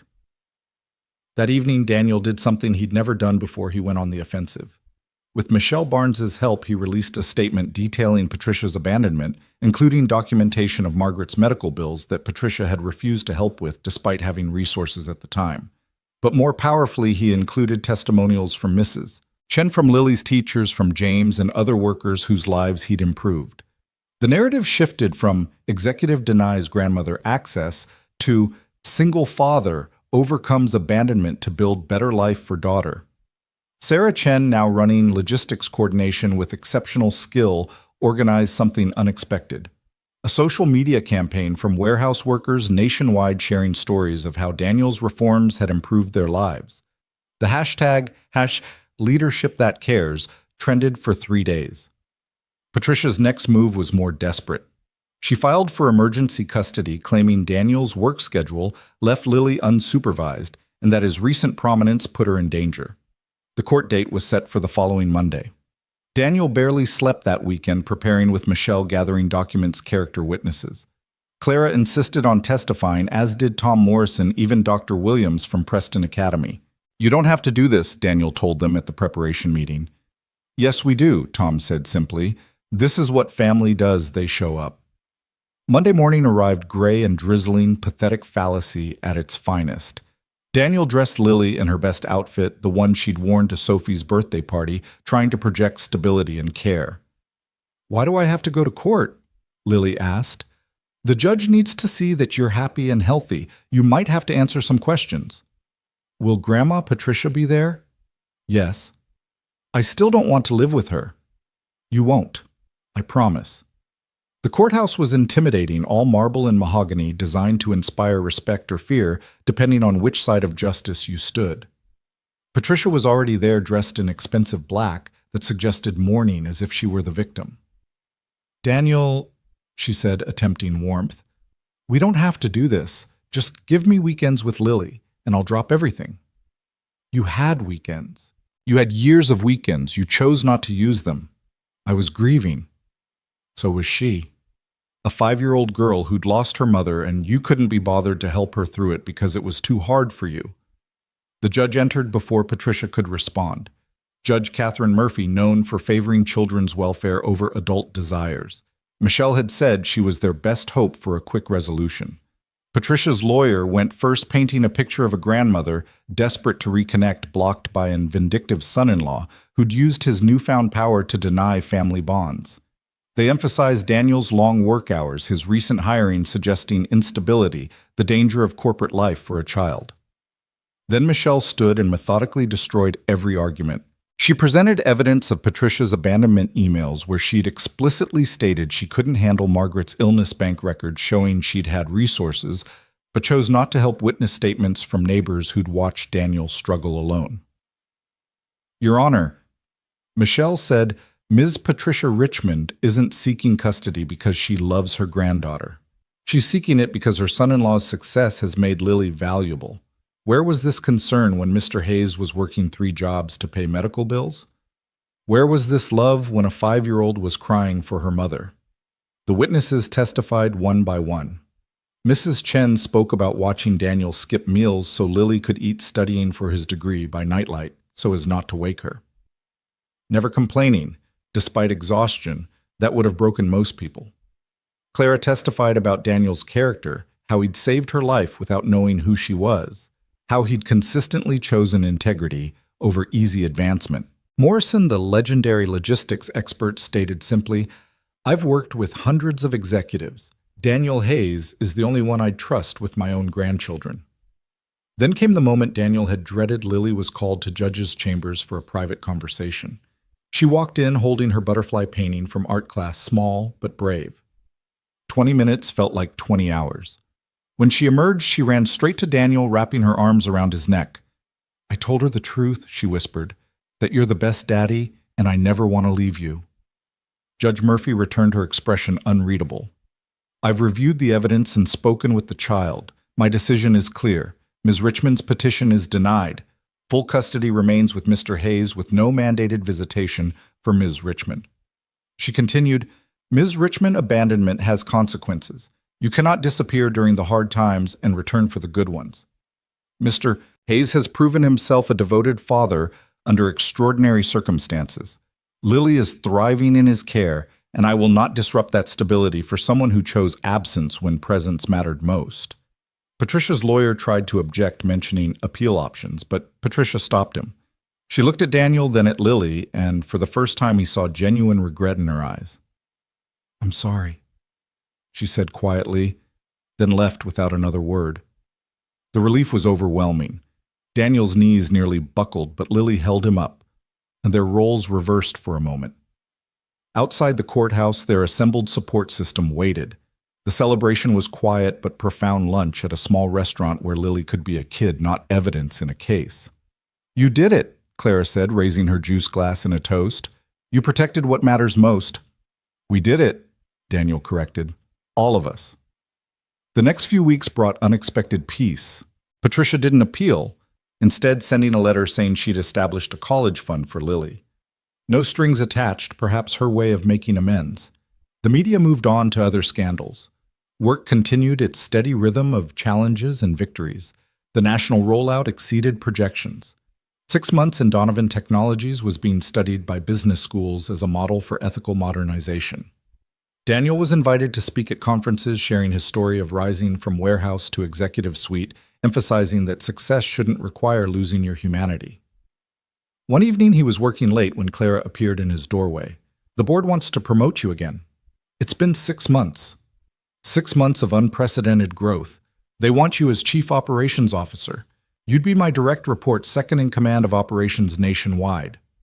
Daniel set down his pen. "Clara, I'm grateful, but you're worried about moving too fast, about becoming something you're not. Morrison warned me about losing myself in success." "Then don't lose yourself. Take the position and reshape it. Show them that leadership doesn't require sacrificing family, that power doesn't mean stepping on others to rise." "What about the people who already think I'm your favorite?" "Let them think it. Meanwhile, you'll be improving their work lives, whether they appreciate it or not." Daniel thought about Lily, about the life they'd built, about the future, stretching before them, with possibilities he'd never dared imagine. "Can I have the weekend to decide?" "Of course.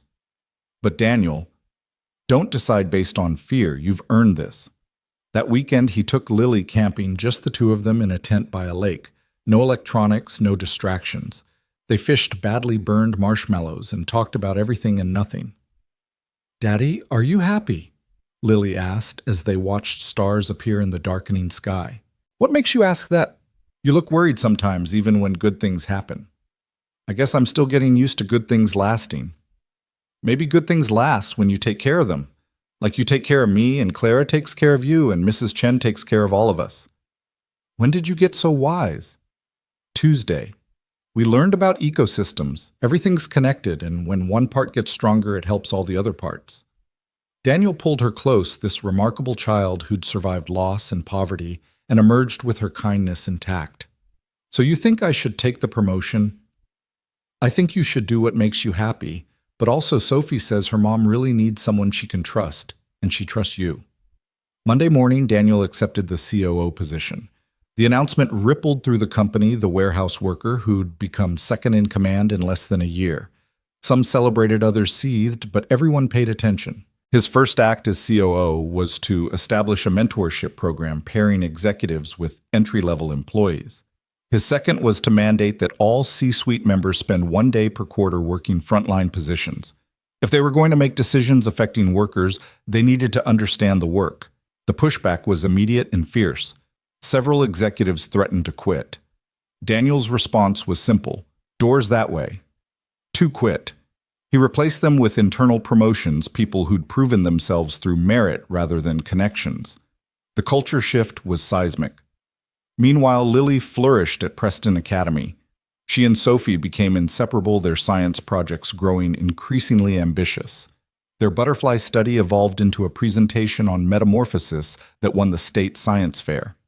Watching her on stage, confident and brilliant, Daniel saw Margaret's intelligence combined with a resilience born from their journey together. One evening, 6 months into his COO role, Daniel stood on stage at the annual shareholders meeting presenting the year's results. Revenue up 18%.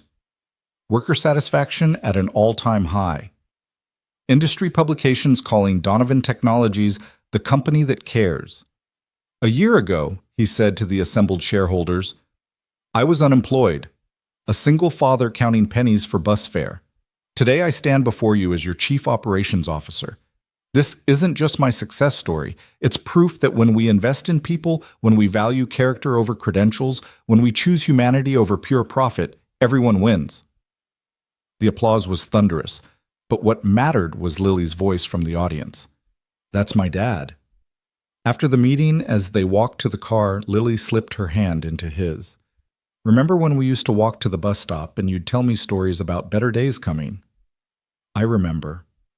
The real days are better than the stories." "Yeah, baby, they are." "So what do we dream about now?" Daniel thought about it as they drove home to their new house. Nothing mansion-like, but solid safe, with a yard where Lily could play and a kitchen where they could cook real dinners together.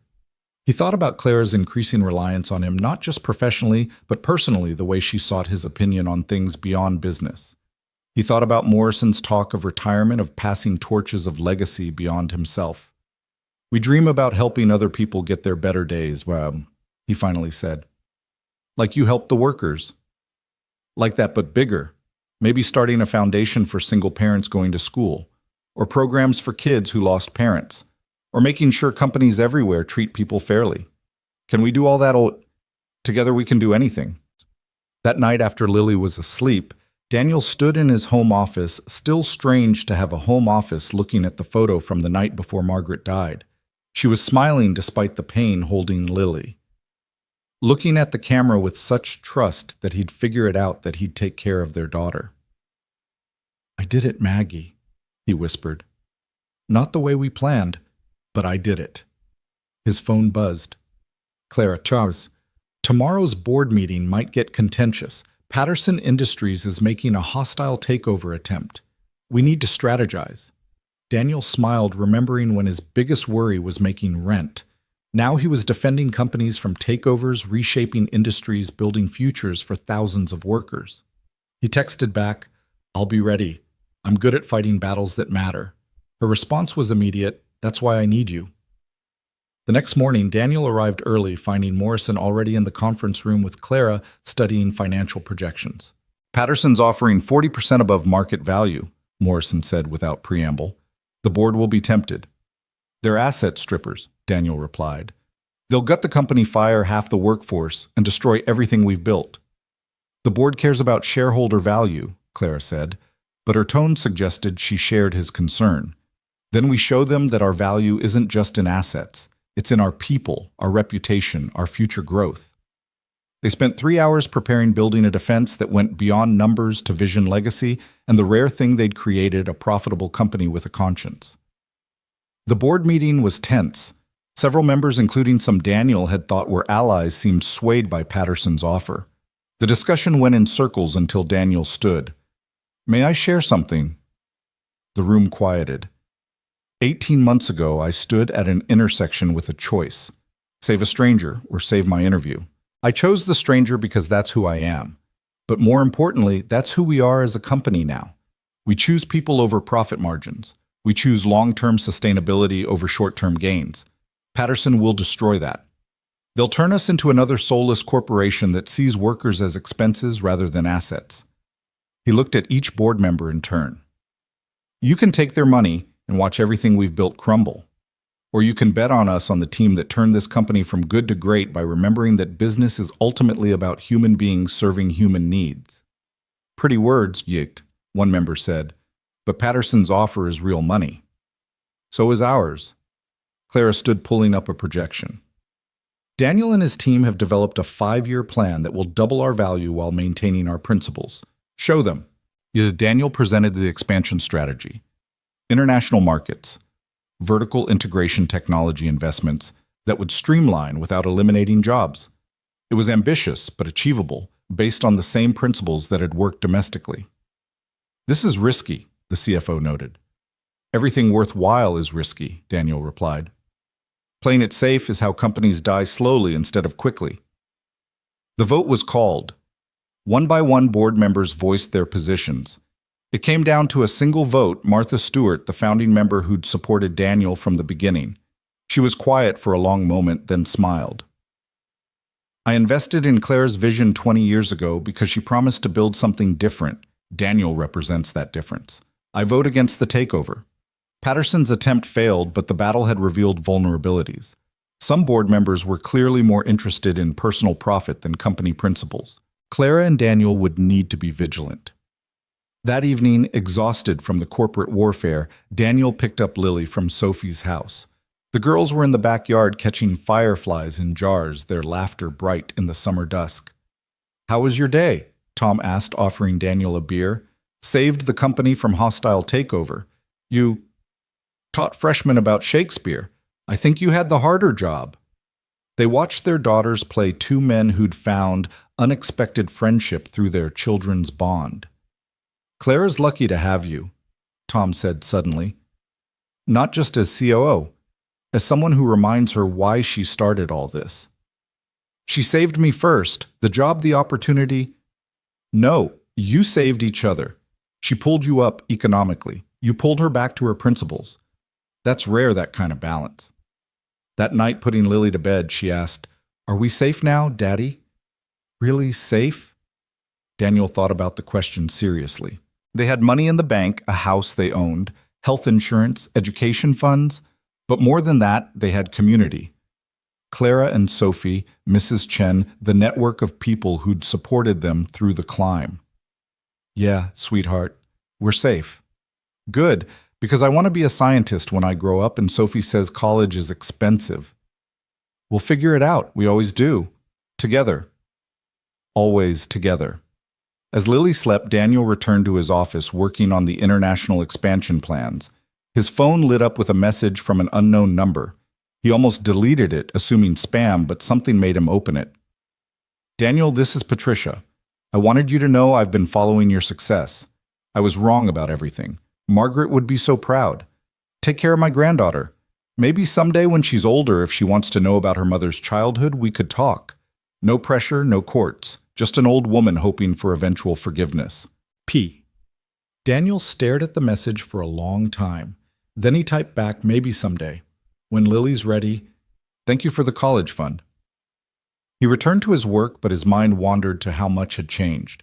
From that desperate morning running across a bridge to save a stranger to this night, planning international corporate strategy from his home office while his daughter slept safely upstairs. The computer chimed with an email from Clara. Excellent work today. We make a good team. He replied, the best team, ready for whatever comes next. Her response was immediate. With you as COO, I'm ready for anything. Daniel smiled, thinking about Morrison's words about not just managing but leading, not just succeeding, but transforming. He thought about Lily's butterfly project, about metamorphosis, about becoming something beautiful through struggle. His phone buzzed once more. A photo from Mrs. Hunt. Chen of a newspaper clipping, local boy makes good from warehouse to C-suite in 18 months. Her message, told you good things happen, frame this for Lily.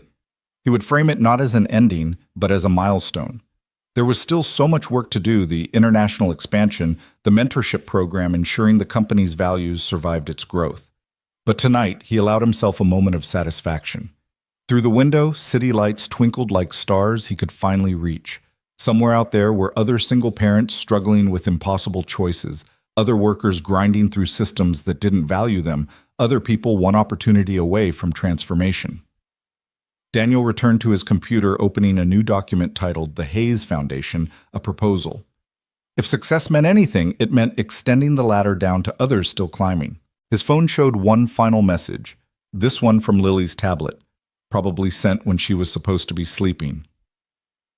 Daddy, I love you to the moon and back. He typed back, to the stars and beyond, baby, to the stars and beyond. The house was quiet, except for the hum of his computer and the distant sound of the city that no longer felt like an enemy, but like a realm of possibility. Daniel Hayes, former warehouse worker, single father, accidental executive, sat in his home office planning futures, his daughters, his company's, and maybe just maybe his own. He thought about that morning that had changed everything about the choice that hadn't felt like a choice at all. Sometimes losing one door really was the only way to find the one you were meant to walk through.